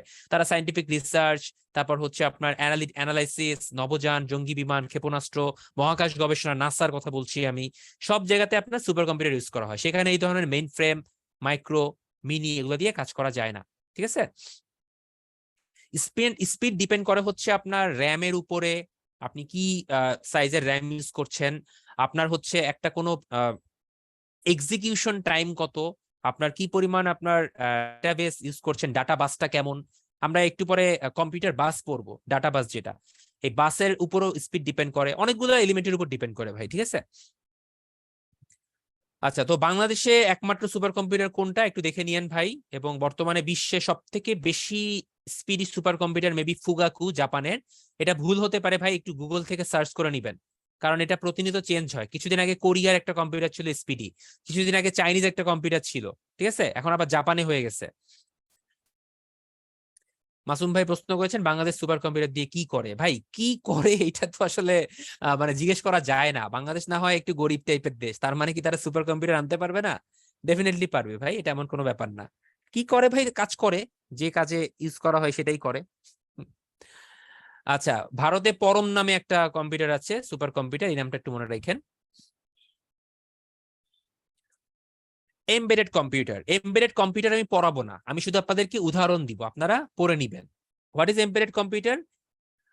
আপনি ওয়াশিং মেশিন যারা বাসায় ইউজ করেন দেখছেন, ওয়াশিং মেশিনে কিন্তু প্রোগ্রাম দেওয়া থাকে, আপনি সুন্দর করে প্রোগ্রাম সেট করে, টাইমার সেট করে কাজে লাগাই দিলেন, ব্যাস আপনাকে কাপড় টাপড় ধুয়ে দিল। আপনারা যারা বাসায় ওভেন ইউজ করেন, মাইক্রোওয়েভ ওভেন, দেখছেন খেয়াল করে, আপনি সুন্দর করে টাইমার সেট করে দিচ্ছেন, তারপর হচ্ছে স্টার্ট স্টপ, তারপর হচ্ছে রেগুলেটর ঘুরিয়ে সময়টা আপ ডাউন করছেন, করার পর স্টার্ট করে দিলেন, ব্যাস ওভেন গরম হয়ে অটো অফ হয়ে গেল। আপনি এটিএম মেশিনে গেলেন, এটিএম এ সুন্দর টাচ স্ক্রিনের মাধ্যমে ইনসার্ট দিচ্ছেন, কার্ড ইনসার্ট করলেন, সে কার্ড রিড করলো, রিড করে আপনার অ্যাকাউন্ট ইনফরমেশন শো করলো, আপনি টাকা তুললেন, আপনাকে আবার রিসিপ্ট দিয়ে দিল। ছোটখাটো একটা স্পিডি জিনিস আপনি পেয়ে গেলেন। আপনি গাড়ি ব্যবহার করছেন, আপনি এয়ার কন্ডিশন ব্যবহার করছেন, এগুলো কিন্তু সবই ছোট ছোট একটা প্রসেসর ভিত্তিক ডিভাইস, যেটা আপনাকে ডে টু ডে লাইফে হেল্প করছে। এগুলো কিছুই না, এগুলো হচ্ছে এক একটা এমবেডেড কম্পিউটার, অর্থাৎ কম্পিউটারের একটা পার্ট, যেটা একটা ছোট কম্পিউটার হিসেবে নিজেকেই ব্যবহার করতে পারে এবং আপনার ডে টু ডে লাইফকে ইজি করে তুলবে। অর্থাৎ এটা একটা মেকানিক্যাল সিস্টেম বা ইলেকট্রিক্যাল সিস্টেম, যেটা একটা স্পেসিফিক কম্পিউটার বলা যায় বা ছোট কম্পিউটার বলা যায়, যেটা আপনার সব ধরনের কাজকর্ম করতে পারে, কিন্তু যে কাজের জন্য তৈরি করা হয়েছে শুধুমাত্র সেই কাজটাই করবে। যেমন আপনার ওভেন শুধুমাত্র হিট আপ করতে পারবে না, এর থেকে বেশি কিছু না। এটিএম আপনাকে এটিএম এর কাজ যেটা সেটাই করে দিবে, আপনার মানি ক্যালকুলেট করে দিবে, আপনাকে মানি প্রোভাইড করবে, আপনার অ্যাকাউন্ট ইনফরমেশন শো করবে, এবং অনেক ক্ষেত্রে ড্রপ বক্সে জমাও নিবে। আপনার যে এয়ার কন্ডিশন আপনার ওই কাজটাই করবে, আর কিচ্ছু না। সো স্পেসিফিক কোনো কাজের জন্য যে ধরনের কম্পিউটারগুলো তৈরি করা হয় সেগুলোই হচ্ছে আপনার এমবেডেড কম্পিউটার। এখানে একটা স্পেসিফিক প্রোগ্রাম ইনসার্ট করা থাকে, বারবার ওই প্রোগ্রামটাই এক্সিকিউট হয়, এর আর অন্য কোনো ভার্সেটালিটি নাই বা বহুমুখিতা নাই। ক্লিয়ার এমবেডেড কম্পিউটার নিয়ে? কোনো প্রশ্ন?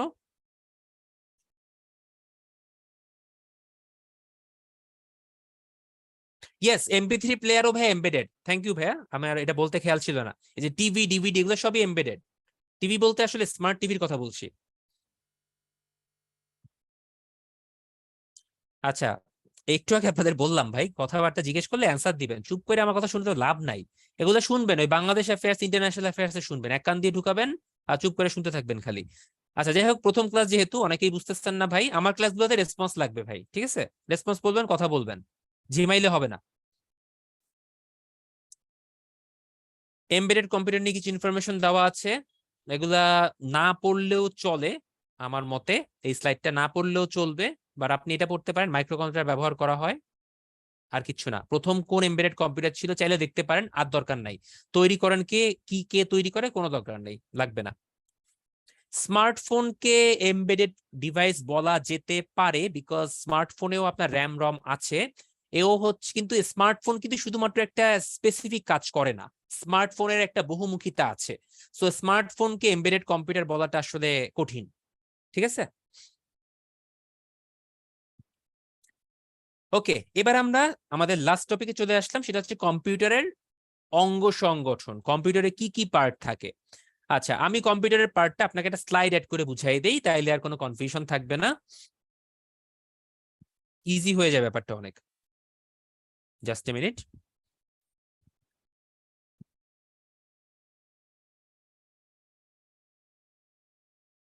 যাই হোক, এইমাত্র শুভমান গিল আউট হয়ে গেলেন, ইন্ডিয়ার রান 132, 2 উইকেটে। একটু স্কোর আপডেট দিলাম আপনাদেরকে, ঠিক আছে? আচ্ছা, 132 হয়ে গেছে ভাই, আর মাত্র 125 রান লাগবে, কিভাবে আটকাবো আমরা জানি না, দেখা যাক, খেলা যদি ঘুরে যায় তো ভালো, হোয়াটএভার। তো আমরা আবার ক্লাসে ফিরি। কম্পিউটারের অঙ্গ সংগঠনটা নিয়ে আমরা কথা বলছিলাম, যে কম্পিউটার কিভাবে আসলে কাজ করে। একটা কম্পিউটারে মেইনলি হচ্ছে আপনার 3টা পার্ট থাকে, কম্পিউটার আর্কিটেকচার। 3টা পার্টের মধ্যে আপনি কম্পিউটারে ডেফিনেটলি কিছু ইনপুট দিবেন, তাই না? ইনপুট ছাড়া তো কম্পিউটার কোনো কাজ করবে না। আমরা কি এখন এরকম কোনো কম্পিউটার তৈরি করতে পারছি যেটা ইনপুট ছাড়া কাজ করে দিবে? Smart computer. এটা পরবর্তী জেনারেশনের হয়তো হবে, যে অটোমেটিক আপনার কমান্ড নিবে, নিজের মতো করে কাজ করবে, বাট আমরা এখনো করতে পারিনি। সো ডেফিনেটলি আপনাকে একটা ইনপুট দিতে হবে, সেই জন্য আপনাকে একটা ইনপুট সিস্টেম থাকতে হবে, এটা হচ্ছে নাম্বার 1 পার্ট। নাম্বার 2, আপনাকে এই ইনপুট জিনিসটাকে প্রসেস করবে কম্পিউটার, কম্পিউটারের কাজই হচ্ছে প্রসেস করা। তো এই প্রসেসের জন্য একটা আলাদা পার্ট থাকে, যেটাকে বলা হয় সেন্ট্রাল প্রসেসিং ইউনিট, বা সংক্ষেপে বলা হয় হচ্ছে সিপিইউ। এর ভিতরে কিছু জিনিসপত্র আছে, একটু পরে আসতেছি। প্রসেস করে আপনাকে কি করবে, একটা রেসপন্স দিতে হবে। তো আপনাকে যদি ফিডব্যাক না দেয়, আউটপুট না দেয়, হবে হবে না। সো থার্ড পার্টটা হচ্ছে আপনার আউটপুট, অর্থাৎ আপনাকে একটা আউটপুট শো করবে। এই হচ্ছে আপনার কম্পিউটারের মেইনলি 3টা part, input, CPU, output. But সিপিইউর মধ্যে আবার 3টা পার্ট থাকে, একটা হচ্ছে কন্ট্রোল ইউনিট, একটা হচ্ছে এএলইউ বা অ্যারিথমেটিক লজিক ইউনিট, আর একটা থাকে হচ্ছে মেমোরি ইউনিট।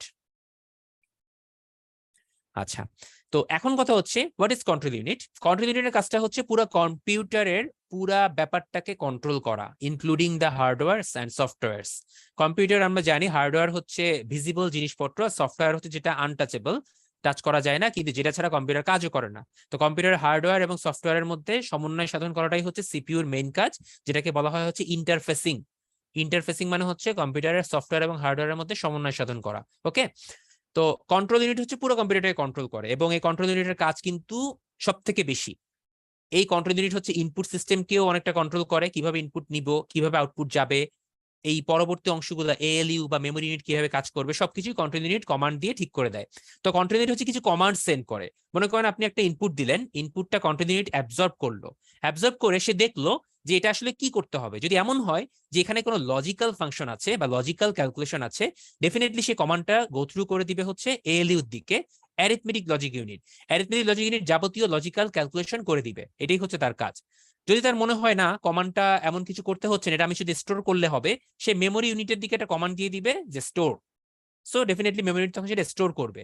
যদি এই এমন কিছু হয় যে হ্যাঁ, এটা যে ইনপুটটা পেয়েছি সেটাকে একটু মডিফাই করে আমার আউটপুটে শো করতে হবে, কমান্ড চলে যাবে আউটপুটে যে ডিসপ্লে। সো ডেফিনেটলি তখন আউটপুটে আমি সেটা মনিটরে দেখতে পাবো বা আউটপুটটা পাবো। সো এই হচ্ছে কন্ট্রোল ইউনিটের মেইন কাজ। এএলইউ হচ্ছে অ্যারিথমেটিক লজিক ইউনিট, তার কাজটা হচ্ছে যাবতীয় লজিক্যাল কাজগুলো করা, অ্যারিথমেটিক কাজ, লজিক্যাল ফাংশন যেগুলো আছে, অ্যান্ড অর নট যে গেটগুলো আছে সেগুলোর কাজও এখানে হয়। অ্যারিথমেটিক যে ফাংশনগুলো আছে প্লাস মাইনাস মাল্টিপল এবং ডিভিশন সবগুলো এখানে হয়, এবং কিছু আপনার সিনট্যাক্সের কাজগুলোও এখানে হয়। যেমন আমরা কম্পিউটারে কিছু সিনট্যাক্স কমান্ড দিয়ে থাকি কম্পিউটার প্রোগ্রামিং ল্যাঙ্গুয়েজের মাধ্যমে, সেটাও কিন্তু এএলইউর মাধ্যমেই আপনার এক্সিকিউশন করা হয়। মেমোরি ইউনিট কয়েক ভাগে ভাগ করা আছে ভাই, এটা আমাদের নেক্সট ক্লাসে থাকবে, তারপর হালকা করে বলি। মেমোরির মধ্যে কিছু আছে প্রাইমারি মেমোরি, কিছু আছে সেকেন্ডারি মেমোরি। প্রাইমারি মেমোরির মধ্যে আসতেছে আপনার র্যাম, রম, এগুলো প্রাইমারি মেমোরি, যেগুলো সেমিকন্ডাক্টর মেমোরি, এবং তার সাথে থাকছে কিছু রেজিস্টার এবং ক্যাশ মেমোরি। আজকে মেমোরির কাজ যেহেতু না ভাই, মেমোরি ইউনিট নিয়ে আমাদের নেক্সট ক্লাসে পড়াশোনা হবে ইনশাল্লাহ, এটা আছে আপনাদের সিলেবাসে। তো এগুলোর মাধ্যমে হচ্ছে আপনার মেমোরিতে স্টোর করে রাখা হয়। আর যে প্রাইমারি মেমোরি কিন্তু খুবই ছোট, এটা দিয়ে তেমন কিছু করা যায় না, এজন্য আমাদেরকে সেকেন্ডারি মেমোরি বা আউটপুট মেমোরি কানেক্ট করতে হয়। তো আউটপুট মেমোরির মধ্যে আছে আপনার বিভিন্ন রকম আপনার CD disk, floppy disk, DVD, pen drive, hard disk, তারপর হচ্ছে এখন তো পোর্টেবল হার্ড ডিস্ক আসছে, অনেক কিছু আছে। ঠিক আছে, মাসুম ভাই প্রশ্ন করেছেন রম আর হার্ড ডিস্কের মধ্যে পার্থক্য কি? অলরেডি বলে ফেলছি ভাই, রম হচ্ছে প্রাইমারি মেমোরি, হার্ড ডিস্ক হচ্ছে সেকেন্ডারি মেমোরি। সো আর কিছু না। তো এই গেল মেমোরি ইউনিট, তারপরে হচ্ছে আপনার আউটপুট। এই তিনটে নিয়েই হচ্ছে কম্পিউটার তৈরি। এসএসডি হচ্ছে আপনার secondary memory, definitely SSD secondary memory. আপনি বাইরে থেকে যদি ইনসার্ট করছেন, এটা সেকেন্ডারি মেমোরি হিসেবেই কাজ করবে। আচ্ছা, মেমোরি নিয়ে ভাই নেক্সট ক্লাস, আজকে মেমোরির ক্লাস না, আমি যেহেতু ওভারঅল একটা পড়াচ্ছি তাই পুরোটা আইডিয়া দিয়ে দিলাম। আচ্ছা, এখন আসেন একটু slide by slide go through করি। এই যে এই স্লাইড এটাই ছিল, ইনপুট, স্টোরেজ, সিপিইউ বা আউটপুট যেটা। তো ইনপুট সিপিইউর মধ্যে আছে গাণিতিক, কন্ট্রোল, রেজিস্টার বা মেমোরি, হোয়াটএভার যেটাই বলি না কেন, স্টোরেজের মধ্যে রেজিস্টারটাও চলে চলে আসে। আচ্ছা, হার্ডওয়্যারের মধ্যে কি কি পড়ে মুখস্থ করার কোনো দরকার নাই ভাই। এখন মানে যে স্লাইডে বলবো মুখস্থ করা লাগবে না, সেই স্লাইডে মুখস্থ করতে যাবেন না, আমার কথাগুলো একটু মনে রাখেন বা খেয়াল করেন। এখানে খালি আপনি দেখবেন যে কম্পিউটারে কি কি থাকে। আপনার কম্পিউটারটা আপনি একটু খোলেন, খুললে দেখবেন সব পাবেন, স্পিকার পাবেন, কিবোর্ড পাবেন, মাউস পাবেন, মনিটর পাবেন, এই যে একটা বড় ক্যাসিন পাবেন, সিপিইউ যেটাকে বলি, এর মধ্যে পাওয়ার সাপ্লাই আছে, ডিভিডি ড্রাইভ আছে, মেইন বোর্ড আছে, মাদারবোর্ড যেটা, আপনি ভিজিএ কার্ড পাবেন, র্যাম স্লট পাবেন, সিপিইউ পাবেন, সিপিইউ ফ্যান পাবেন বা সিপিইউ বা প্রসেসর যেটাকে বলে, সাউন্ড কার্ড পাবেন, হার্ড ডিস্ক পাবেন, অনেক কিছু আছে ভাই। ঠিক আছে, এগুলো খুললেই পাওয়া যায়, একবার দেখে রাখেন, এটা কিচ্ছু করতে হবে না এই স্লাইডটাকে। আচ্ছা, এটা অলরেডি আপনাদেরকে আমি ছবি এঁকে দেখাই ফেলছি। সিপিইউ কি কাজ করে বলে ফেলছি ভাই, নিয়ন্ত্রণ অংশ, গাণিতিক যুক্তি অংশ, রেজিস্টার অংশ। মাইক্রোপ্রসেসর, মাইক্রোপ্রসেসর হচ্ছে একটা স্মল ডিভাইস এইরকম টাইপের। আগের স্লাইডটাতে চলে যাই।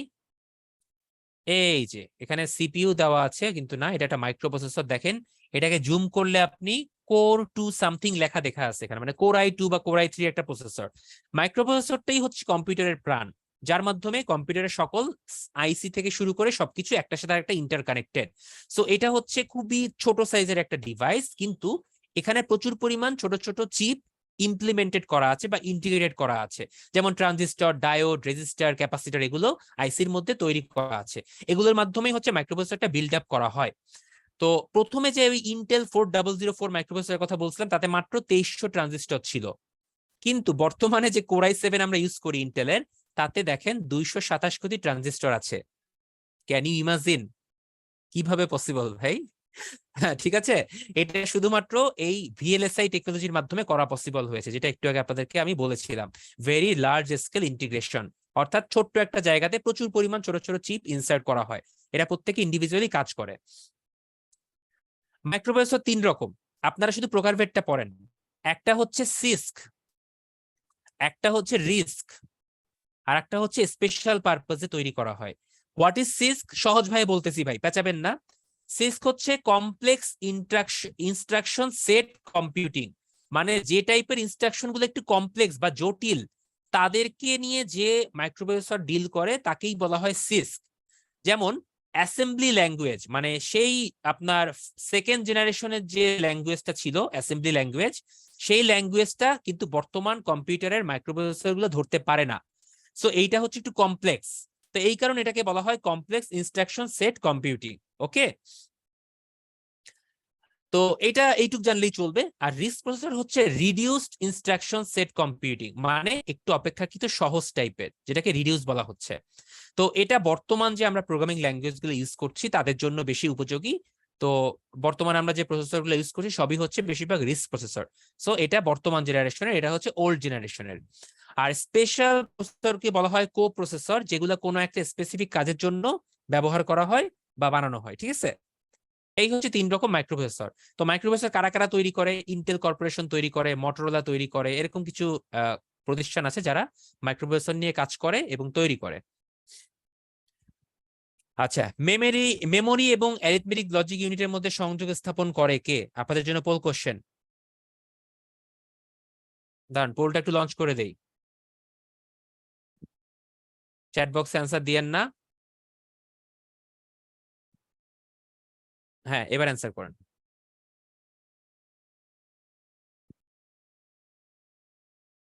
আমি খুব সুন্দর করে ভাই একে পড়াইছি, এরপরে যদি ভুল করেন খুব কষ্ট পাবো ভাই।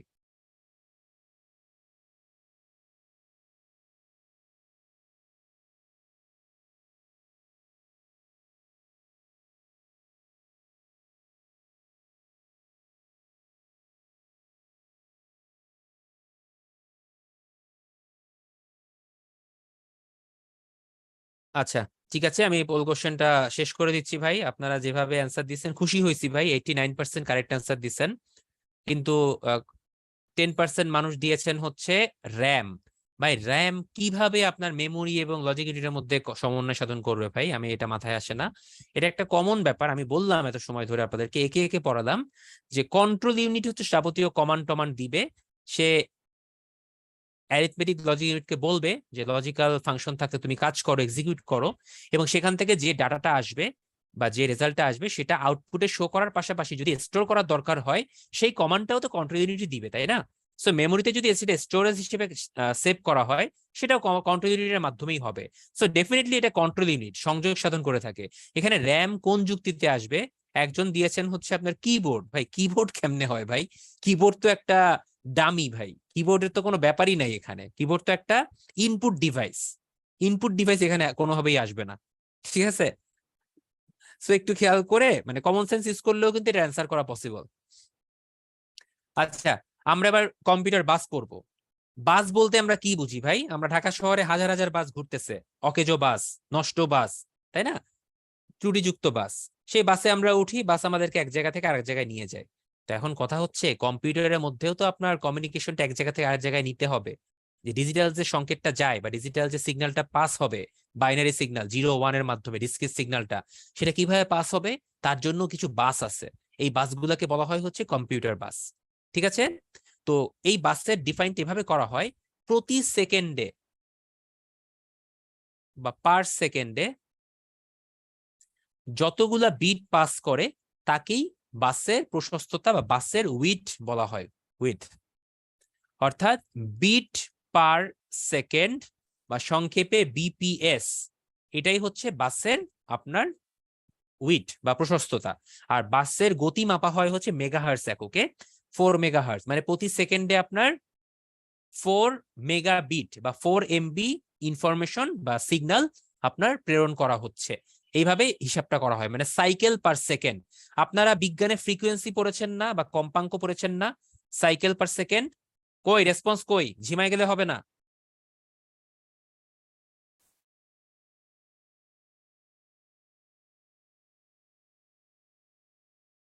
এখানেও সিমিলার ব্যাপার। ঠিক আছে, 4 মেগাবিট পার সেকেন্ড, যেটাকে আমরা পার সাইকেল করলে সেটাকে হার্ট হিসেবেও লিখতে পারি। ওকে, এই হচ্ছে কম্পিউটার বাস। তো কম্পিউটার বাস সম্পর্কে আমি একটু স্টপ বাস আবার কি ভাই? স্টপ বাস নামে তো কিছু নাই ভাই।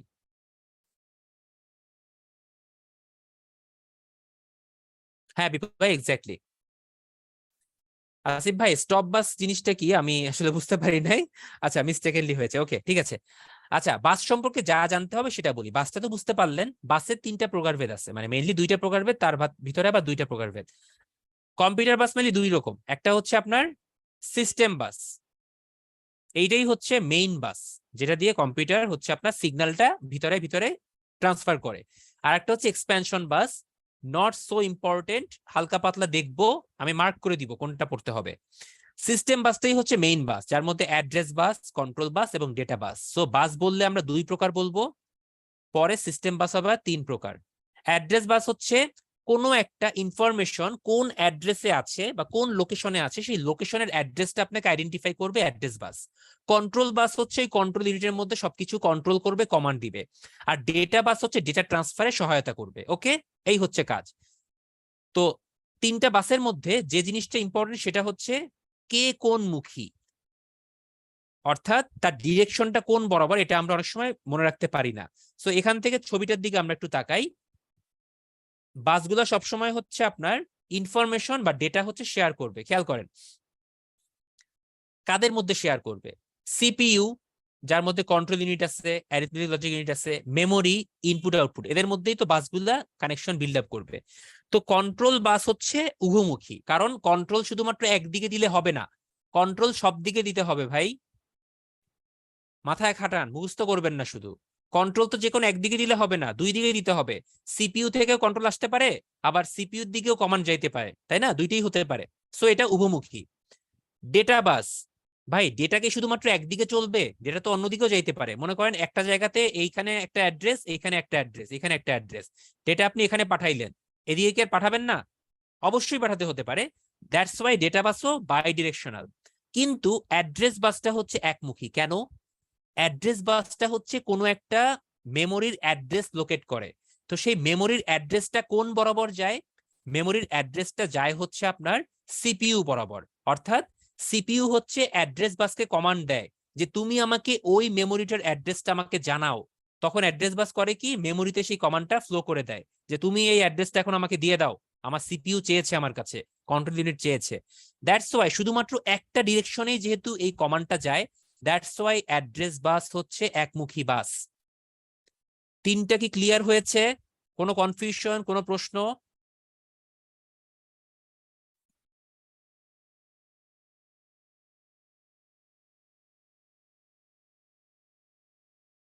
ভাই আজকে বুঝা যাচ্ছেন, ঠিক আছে, বাট কোনো কনফিউশন থাকা উচিত না, যেভাবে বলছি ভাই। ঠিক আছে, পরীক্ষার হলে গিয়ে গুলাই ফেলেন না যে ইস, কি যেন ছিল, একমুখী যেন কোনটা, খালি অ্যাড্রেস বাস একমুখী, ভাই মুখস্থ করেন না, আমি লজিক দিয়ে বুঝাইছি। নিপা আপু রিপিট করা যাচ্ছে না, সরি এই মুহূর্তে। আপনি রেকর্ডের ভিডিও শুনবেন, রেকর্ডের ভিডিও এই জন্যই রাখা হয়েছে। আচ্ছা, নেক্সট চলে যাই তাহলে। আমাদের এক্সপ্যানশন বাসটা কি? এক্সপ্যানশন বাসটা হচ্ছে আপনার সিস্টেম বাসের পরবর্তী অংশ। অর্থাৎ সিস্টেম বাস দিয়ে কম্পিউটারের বা সিপিইউর মধ্যে ভিতরের কাজকর্মের আপনার সিগন্যাল বা ডেটা এগুলাকে এক জায়গা থেকে আরেক জায়গায় দেওয়া হয়। বাট কথা হচ্ছে কম্পিউটারের সাথে তো অনেক ইনপুট ডিভাইস, অনেক আউটপুট ডিভাইস থাকে। তো সেই ইনপুট ডিভাইস আউটপুট ডিভাইসের সাথেও তো যোগাযোগ রক্ষা করতে হবে, তাই না? তো সেই বাসগুলো কোন বাস? সেগুলোই হচ্ছে এক্সপ্যানশন বাস। যেমন আমি এখন আপনাদেরকে ল্যাপটপের মাধ্যমে ক্লাস নিচ্ছি, আমার একটা ট্যাব ট্যাব কানেক্ট করা আছে, রাইটিং ট্যাব, সেটা একটা ইউএসবি পোর্টের মাধ্যমে কানেক্ট করা। আমি হচ্ছে হেডফোন দিয়ে ক্লাস নিচ্ছি, মাইক্রোফোন ইউজ করছি, সেটাও একটা ইউএসবি পোর্টের মাধ্যমে কানেক্ট করা। সো এই যে আমি বাইরে থেকে আপনার ইউএসবি পোর্ট গুলো কানেক্ট করছি, এই যে ইউনিভার্সাল সিরিয়াল বাস যেগুলা, এগুলোও তো কম্পিউটারের সাথে কানেক্ট হয়ে যাচ্ছে। ডেটাগুলো আমার এখানে পাস করছে, আসছে যাচ্ছে, সিগন্যালের আপ ডাউন হচ্ছে, এগুলো হয় হচ্ছে এক্সপ্যানশন বাসের মাধ্যমে। সো এক্সপ্যানশন বাস হচ্ছে আপনার এই কাজগুলোই করে থাকে, সংযোগ স্থাপন করা ইনপুট আউটপুট এবং অন্যান্য পেরিফেরাল ডিভাইসের সাথে। সিইউপি না ভাই, সিপিইউ, টাইপিং মিস্টেক। ওকে, তো এরকম কয়েকটা বাস হচ্ছে ইউএসবি, এজিপি, ফায়ারওয়্যার সরি, ভেসা বাস, এগুলা এগুলা গ্রাফিক্স এর কাজ করে। একবার চোখ বুলাই যাবেন ভাই, এর বাইরে আর কিছু পড়তে হবে না। আচ্ছা, কম্পিউটারের সবগুলো হার্ডওয়্যার চেক করে দেখা কি বলে? পোল কোশ্চেন, এখানে রেসপন্স করেন চ্যাট বক্সে, লঞ্চ করছি না।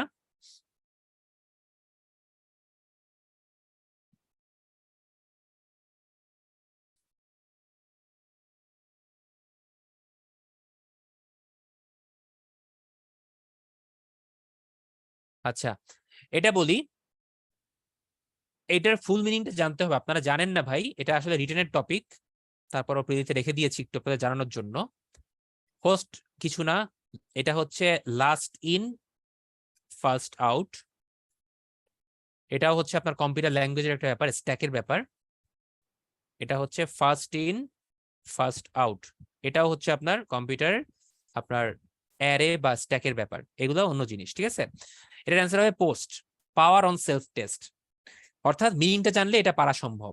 তার মানে হচ্ছে আপনার যখন কম্পিউটারে আপনি বুট করেন বা কম্পিউটারে যখন আপনি ক্যাসিনে স্টার্ট বাটনটা প্রেস করেন, তখন কিন্তু কম্পিউটারটা স্টার্ট হওয়া শুরু করে। এই প্রথম স্টার্টে একটা বুটিং হয়। এই বুটিংটা হয় হচ্ছে কম্পিউটারের সিস্টেমটা প্রথমে চালু হয়, সিস্টেম চালু হয়ে দ্রুত দেখে সবগুলো হার্ডওয়্যার ঠিক আছে কিনা। খেয়াল করছেন অনেক সময় কম্পিউটার আপনি স্টার্ট করার পরে কোনো কারণে বিপ দিচ্ছে, স্টার্ট হচ্ছে না, তখন কি বলেন, র্যামে নিশ্চয়ই সমস্যা হয়েছে, র্যামে ময়লা ঢুকছে বা কোনো কারণে সমস্যা হয়েছে, কিছু একটা হতে পারে। সো আপনার কম্পিউটারের সবগুলো হার্ডওয়্যার প্রথমে চেক করা হয়, যেটাকে বলা হয় পাওয়ার অন সেলফ টেস্ট। ঠিক আছে, এটা হচ্ছে কম্পিউটারের বুটিং সিস্টেমটা করে থাকে। দেন যদি সবকিছু হার্ডওয়্যার ঠিকঠাক থাকে, তখন একটা সিগন্যাল চলে যায় হচ্ছে আপনার সিপিইউতে, everything is okay, you can perform now. তখন হচ্ছে আপনার সিপিইউটা বুটিং শুরু করে, কম্পিউটার তখন স্টার্ট হয়। স্টার্ট হয়ে তখন আপনার স্টার্টিং উইন্ডোজ অ্যাক্টিভেট হয়, স্টার্ট হয়ে আপনার কম্পিউটারটা চালু হয়ে যায়। তো এই জিনিসটাকেই পাওয়ার অন সেলফ টেস্ট বলে, অর্থাৎ নিজে নিজে সবগুলো হার্ডওয়্যারকে ঠিক চেক করে দেখে যে ঠিক আছে কিনা। ওকে, আচ্ছা, ভেরি গুড। চলে যাই হচ্ছে লাস্ট টপিক, মাদারবোর্ড। এই মাদারবোর্ড নিয়ে কিছু পড়ার নাই ভাই, মাদারবোর্ডটা হচ্ছে আপনার হার্ডওয়্যারের একটা টপিক, যেটা হচ্ছে সবগুলা যে বড় একটা সার্কিট বোর্ড থাকে যেখানে কম্পিউটারের সকল উপাদানগুলো কানেক্টেড থাকে, সেটাকে মাদারবোর্ড বলে। এটাকে সিস্টেম বোর্ডও বলে, লজিক বোর্ডও বলে। যেমন আপনার মেমোরি, তারপর storage device, hard disk, power supply, DVD drive, sound card, LAN card, যত কার্ড আছে সবগুলাই মাদারবোর্ডের সাথে কানেক্টেড থাকে। ঠিক আছে, তো মাদারবোর্ডে ইন্টেল একটা মাদারবোর্ড আপনার, তারপর হচ্ছে গিগাবাইট একটা মাদারবোর্ড, এই বিভিন্ন রকম মাদারবোর্ড পাওয়া যায়। এইটুকুই পড়েন, আর কিছু দরকার নাই। মাদারবোর্ডে অনেকগুলো স্লট আছে, এটা হচ্ছে আপনাদেরকে দেখানোর জন্য, পড়তে হবে না। আপনাদেরকে একটা হার্ডওয়্যারের একটা স্লাইড দেখিয়েছিলাম না, ওরকম টাইপের। মাদারবোর্ডে কি কি স্লট থাকে জাস্ট দেখানোর জন্য, পড়বেন না, কোনো দরকার নেই এটা পড়ার। একবার চোখ বুলায় রাখবেন, মুখস্থ করতে চান না আর কি। এই আচ্ছা, এবার আপনাদেরকে একটা মানে খুবই খাটোমাটো বলবো বা প্রবলেমেটিক একটা টপিক পড়াবো, সেটা হচ্ছে কম্পিউটার পোর্ট। কম্পিউটারে বিভিন্ন রকম পোর্ট আছে। আপনারা আমাকে বলেন তো, আপনারা কয় রকমের পোর্ট দেখেছেন? এটা ছবি আপনারা এখন যেগুলো ইউজ করেন সেগুলো হচ্ছে আপনার ইউএসবি, তাই না? ইউএসবি পোর্ট, আপনার মডেমের পোর্ট, তারপরে হচ্ছে হেডফোনের পোর্ট, বা হচ্ছে আপনার পেন ড্রাইভের পোর্ট, এগুলো কিন্তু সব ইউএসবি পোর্ট। কিন্তু আগে এক ধরনের স্পেসিফিক পোর্ট থাকতো, সেটা হচ্ছে PS2 পোর্ট বলা হতো, এই রকম টাইপের। কম্পিউটারের ক্যাসিনের পিছনে গিয়ে লাগানো হতো এটা। তারপরে কিছু আছে সিরিয়াল পোর্ট, খেয়াল করে দেখবেন আপনার কম্পিউটারের মনিটরের সাথে বা আপনার প্রিন্টার, তারপর এই টাইপের জিনিসগুলা কিন্তু এই কানেকশন দিয়ে তৈরি করা হয়, একটু কেউ খুলে দিলে দেখবেন। ঠিক আছে, কিছু আছে প্যারালাল পোর্ট, আপনার ওই প্রজেক্টর, তারপর হচ্ছে অপটিক্যাল ড্রাইভ, প্রিন্টার, স্ক্যানার, এগুলো হচ্ছে এই টাইপের লাইনে কানেকশন দেওয়া হয়। ঠিক আছে, এরপরে ইউএসবি তো বললামই ভাই, সব থেকে সহজ, যেটা আমরা সবসময় ব্যবহার করি। তারপর আছে এমআইডিআই পোর্ট, এই টাইপের। এগুলো হচ্ছে অনেক ইলেকট্রনিক মিউজিক্যাল ইনস্ট্রুমেন্টের জন্য ইউজ করা হয়। যখন বিভিন্ন কনসার্ট হয় বা বড় একটা হল ঘরে অডিটোরিয়ামে কোনো প্রোগ্রাম হবে, সাউন্ড সিস্টেম আনা হয়, তখন দেখবেন এই টাইপের এমআইডিআই পোর্ট ইউজ করা হয়, যেটার নামই হচ্ছে musical instrument digital interface. Gaming port, game খেলার জন্য এই টাইপের ডিভাইসগুলো ইউজ করা হয়, জয়স্টিকের অনেক সময় কন্ট্রোল দেওয়া হয় এইভাবে, বাট বর্তমানে জয়স্টিক কিন্তু ইউএসবি পোর্ট দিয়ে কানেকশন দেওয়া হয়। অডিও পোর্ট আছে, অডিও পোর্ট তো ভাই সবাই দেখছেন, দেখছেন না ভাই বলেন? একটা পিঙ্ক আর একটা হচ্ছে গ্রিন, দুইটা কম অডিও পোর্ট আছে।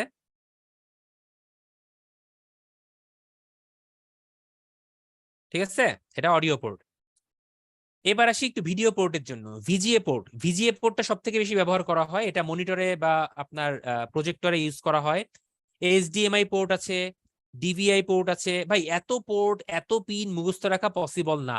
সো আমি এই জন্য বলতেছি ভাই, এই জিনিসগুলো একবার চোখ বুলায় যাবেন, কোন পোর্টে কতগুলা পিন আছে, এই জিনিস কি মুখস্থ রাখা যায়? যায় না। সো কোথায় কোথায় ব্যবহার করা হয় এইটা পারলে একটু পড়েন। ঠিক আছে, আর কিছু বলবো না, ইভেন না পড়লেও আসবে যাবে না, এখান থেকে প্রশ্ন ওরকম কখনোই আসতে দেখা যায় নাই। ঠিক আছে, এবার আসি পোর্টের মতো আরেকটা ফালতু জিনিস, যেটা কম্পিউটার একটা বেসিক ইনফরমেশন, বিভিন্ন রকম কার্ড ইউজ করা হয় কম্পিউটারে। যেমন আপনারা সবাই বিভিন্ন কার্ড ইউজ করেন, audio card, sound card, adapter card, তারপর হচ্ছে এনআইসি কার্ড বা ল্যান কার্ড। এই কার্ডগুলো হচ্ছে কম্পিউটারের বিভিন্ন কাজে ব্যবহার করা হয়। যেমন ল্যান কার্ড দিয়ে আপনার ইন্টারনেট কানেকশন ইউজ করা হয়, ভিজিএ কার্ড দিয়ে আপনার আপনার মনিটরের ডিসপ্লেটা ডিপেন্ড করে, গ্রাফিক্সটা ডিপেন্ড করে। ঠিক আছে, তারপর হচ্ছে অ্যাডাপ্টার কার্ড দিয়ে হচ্ছে আপনার কম্পিউটারের এফিসিয়েন্সি বাড়ানো যায়। অডিও কার্ড না থাকলে আপনার কম্পিউটার জীবনেও কোনো ইনপুট আউটপুটের মধ্যে অডিও সিগন্যাল প্রেরণ করতে পারবে না। সো আপনার অনেক সময় যদি কোনো কারণে কম্পিউটার বা ল্যাপটপে সাউন্ড না আসে, তখন বলা হয় অডিও কার্ডটা চেঞ্জ করতে হবে। আবার অনেক সময় আপনার আউটপুট আসে না, ভিডিওতে স্ক্রিনে মনিটরে কিছু শো করে না, তখন কি বলা হয় জানেন? ভিজিএ কার্ডে কোনো প্রবলেম হয়েছে বা ভিডিও কার্ডটা নষ্ট হয়ে গেছে। সেগুলো হচ্ছে আপনার ডে টু ডে লাইফে আপনি ব্যবহার করছেন বা হয়তো জানেন না। সো একটু একবার চোখ বুলিয়ে যাবেন বা পড়ে ফেলবেন, রিডিং পড়বেন, ঠিক আছে? ওকে, একটা পোল কোশ্চেন দেখি। মাদারবোর্ডে পিসিআই বাস কত বিটে কাজ করে? ভাই এটা পারা সম্ভব না, এটা আমি অ্যান্সারটা বলে দেই, 32 বিটে কাজ করে। ঠিক আছে, এটা একটা আননোন প্রশ্ন।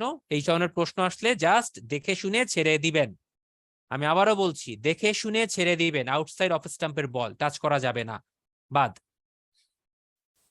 তো আমরা এবার একটু প্রিভিয়াস ইয়ারের কোশ্চেন দেখি। এত তো পড়লাম, কোশ্চেন না দেখলে তো আমাদের কাছে ক্লিয়ার হবে না। দেখেন নিচের কোনটি এএলইউ এর আউটপুট রাখার জন্য ব্যবহার করা হয়?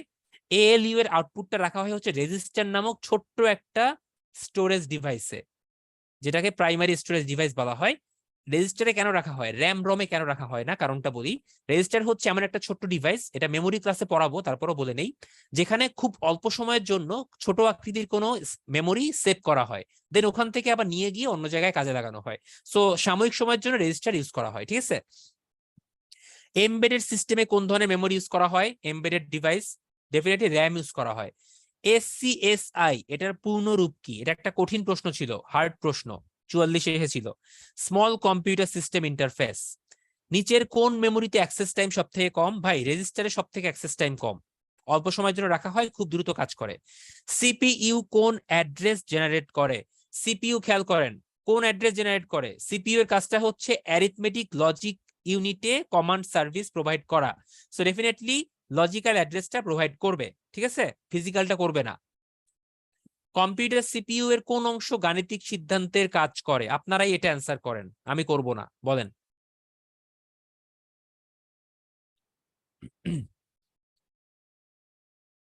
Definitely ALU, definitely, thank you, very good. EDSAC কম্পিউটারে ডেটা সংরক্ষণের জন্য কি ব্যবহার করা হতো? এডস্যাক কম্পিউটারের মার্কারি ডিলে লাইন্স ইউজ করা হতো, স্লাইডে আছে। 8086 কত বিটের মাইক্রোপ্রসেসর? এটা হচ্ছে 16 বিটের। দ্য টার্ম পিসি মিনস হচ্ছে পার্সোনাল কম্পিউটার। দেখেন 35 বিসিএস এর পিছনে গেছি, সহজ প্রশ্ন শুরু হয়ে গেছে। 35 থেকে মেইনলি কঠিন প্রশ্ন আসতো। 34 আবার একই প্রশ্ন, টার্ম পিসি মিনস হচ্ছে পার্সোনাল কম্পিউটার। প্রথম ল্যাপটপ কত সালে আবিষ্কৃত হয়? 1981 সালে। ল্যাপটপ কি? দেখেন এই প্রশ্ন আসছে 24 বিসিএস এ, ছোট কম্পিউটার। যাই হোক, ওই সময়ের জন্য এগুলো ঠিক আছে। কম্পিউটারে কোনটা নাই? বুদ্ধি বিবেচনা। আচ্ছা, এই হচ্ছে প্রিভিয়াস ইয়ারের প্রশ্ন। সো খেয়াল করে দেখেন, প্রিভিয়াস ইয়ারের কোশ্চেন বিবেচনা করলে এই অংশটুক থেকে বা আজকের ক্লাস থেকে খুব বেশি প্রশ্ন কিন্তু আসে নাই, কিন্তু আমাদের তারপর একটু পড়ে যেতে হবে, কারণ আমি জানি না কোন সময় কোন প্রশ্ন আসবে। 45-এ দুইটা আসছে, 44 43-তে একটা একটা আসছে। সো 46-এও আশা করি মিনিমাম একটা বা দুইটা ইনশাল্লাহ আসবে। ওকে, সো আজকের ক্লাস আমার সাথে আপনাদের এই পর্যন্তই। এতক্ষণ সাথে থাকার জন্য সবাইকে ধন্যবাদ। রেকর্ডের ভিডিওটা ক্লাসে থাকবে, আপনার আইডিতে থাকবে, আইডিতে গিয়ে পাস্ট ক্লাসে গিয়ে আবার চেক করতে পারবেন। সো দুই একজন বলেছিলেন দুই একটা জায়গায় রিপিট করতে, সো ওই জায়গাটা আপনারা আরেকবার একটু দেখে নেবেন। এবং আমার এই পিডিএফটা আমি সুন্দর করে একটু পরে আপলোড আপলোড করে দিব, ওখান থেকে ডাউনলোড করে নিতে পারবেন। এই পিডিএফটা ভালো করে পড়বেন প্রথমে, প্লাস আমাদের যে প্রিপারেশন বুকটা আছে তারপর সেটা পড়বেন। এরপর যদি আপনার জ্ঞানের তাড়না বা জ্ঞানের পিপাসা না মিটে, ডেফিনেটলি অনেক হাজার হাজার বই আছে বাজারে ভাই, নীলক্ষেত গেলে এখন মানে বইয়ের অভাব নাই, কেউ কিছু হইলেই বই বের করে দেয়। তো সেই বই কিনতে পারেন চাইলে, যদি একটু বেশি কিছু পড়তে চান। অনেকে হয়তো MP3 পড়েন, কেউ ইজি পড়েন, কেউ ওরাকল পড়েন। যাই হোক, কয়েকটা প্রকাশনীর নাম বলে ফেললাম, তার মানে এই না যে এগুলো পড়তে হবে। আপ টু ইউ ভাই, আপনার অনেক রকম বই বের হয়েছে এখন, যে কোনো একটা বই দেখতে পারেন। আর যে কোনো ইনফরমেশনে কোনো কনফিউশন হলে আমাদেরকে জানাবেন, আমাদের বই রিলেটেড কিছু হলে আমাদের একটা ফেসবুক গ্রুপ আছে, প্লাস আপনাদের আইডিতে একটা কিউএনএ অপশন আছে, কিউএনএ অপশনে গিয়ে আপনারা কোশ্চেন করতে পারবেন। কোনো কনফিউশন থাকলে ছবি তুলে আপলোড করেও দেখাতে পারবেন, আপনাদেরকে হয়তো ইন্ট্রোডাক্টরি ক্লাসেও বলা হয়েছে। ওকে, তো ঠিক আছে ভাইয়া, থ্যাংক ইউ এভরিওয়ান, আমি তাহলে এখানে শেষ করছি। ইনশাল্লাহ পরবর্তী কোনো ক্লাসে আবার দেখা হবে, ততক্ষণ পর্যন্ত শুভরাত্রি, বিদায়, আল্লাহ হাফেজ, আসসালামু আলাইকুম। জি ভাইয়া, আপনাকে অসংখ্য ধন্যবাদ সুন্দর একটি ক্লাস নেওয়ার জন্য। ভালো থাকবেন, শুভরাত্রি। তো আপনাদের যদি এখন উত্তরণ সম্পর্কিত কোনো জিজ্ঞাসা থেকে থাকে তাহলে চ্যাট বক্সে জিজ্ঞেস করতে পারেন।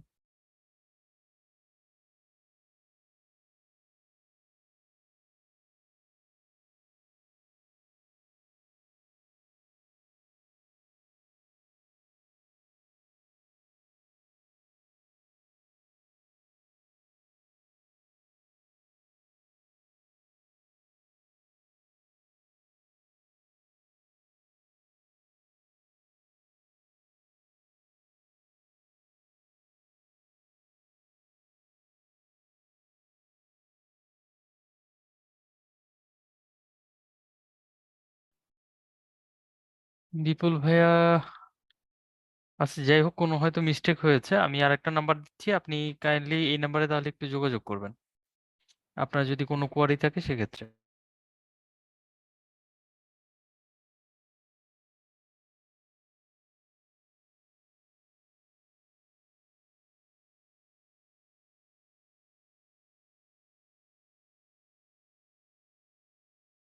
অনেকেই সাপ্তাহিক পরীক্ষার ব্যাপারে জানতে চাচ্ছিলেন। এটা হচ্ছে আপনাদের রুটিনে সুন্দর মতো দেয়া আছে, উইকলি এক্সাম। রুটিনটা একটু ভালো করে ফলো করবেন, তাহলে আমার মনে হয় পেয়ে যাবেন, কোনো অসুবিধা নেই। আর মান্থলি যদি কোনো এক্সাম থাকে সেক্ষেত্রে আপনাদের এসএমএস এর মাধ্যমে জানিয়ে দেওয়া হবে অথবা ক্লাসে বলে দেবো।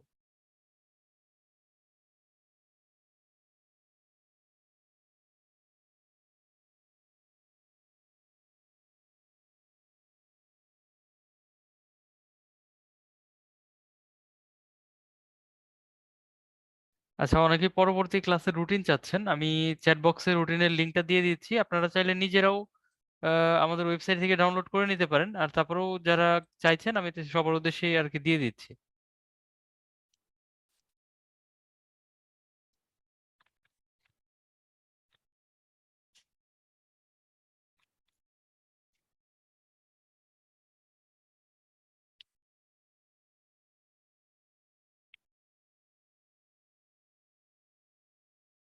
আমি চ্যাট বক্সে অলরেডি দিয়ে দিয়েছি, আপনারা কাইন্ডলি একটু চ্যাট বক্স থেকে রুটিনের ইয়েটা নিয়ে নিন, লিঙ্কে ক্লিক করলেই আশা করি রুটিনটা পেয়ে যাবেন।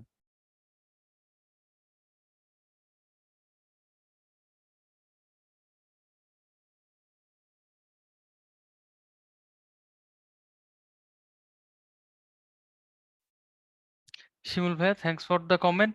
আমরা চেষ্টা করি ভাইয়া, সবসময় তো আসলে ভাইয়ারা অ্যাভেলেবেল থাকেন না, তবে আমরা চেষ্টা করব মোটামুটি প্রায় ক্লাসগুলোতেই আসলে ভাইয়াকে রাখার জন্য।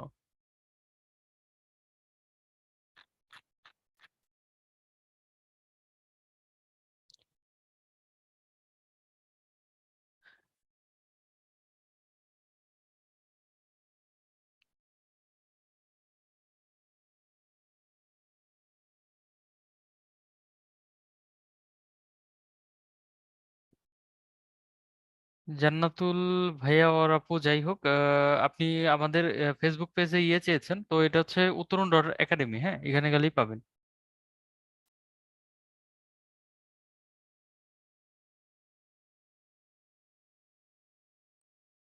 আব্দুল্লাহ ভাই, এই অপশনটা সম্ভবত নেই, কেননা এটা শুধু আপনারা দেখতে পারবেন, আর পিডিএফটা হচ্ছে ডাউনলোড করতে পারবেন আপনারা, ক্লাস নোট যেটা।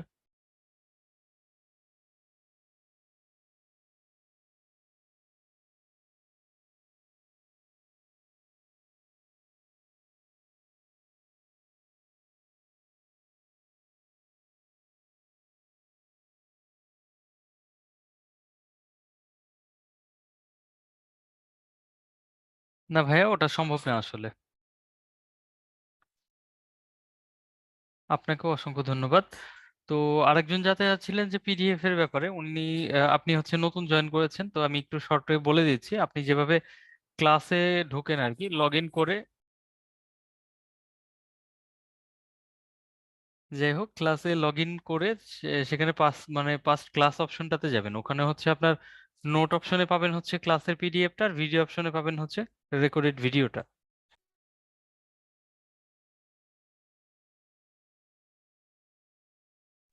ব্রাঞ্চে এক্সাম দেওয়ার ব্যাপারে আপনি হচ্ছে এটা শুধুমাত্র উইকলি এক্সামটা দিতে পারবেন, আর বাকি ডেইলি বেসিস যে এক্সামগুলো এগুলো হচ্ছে আপনারা অনলাইনে দিতে হবে আর কি। আর উইকলি এক্সাম দেওয়ার ক্ষেত্রে আগে একটু ব্রাঞ্চে ফোন করবেন যে কোন টাইমে যাবেন, ওনারা বলে দিলে আপনি ওই টাইম মতো গেলেই পরীক্ষা দিতে পারবেন, অসুবিধা নাই।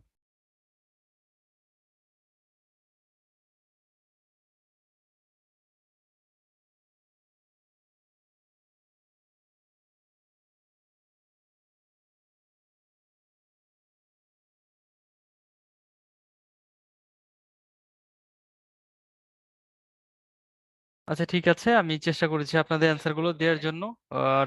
আর কারো কোনো তেমন কোশ্চেন দেখতে পাচ্ছি না, তাহলে আজকের মতো এ পর্যন্তই। সবাই ভালো থাকবেন, শুভরাত্রি।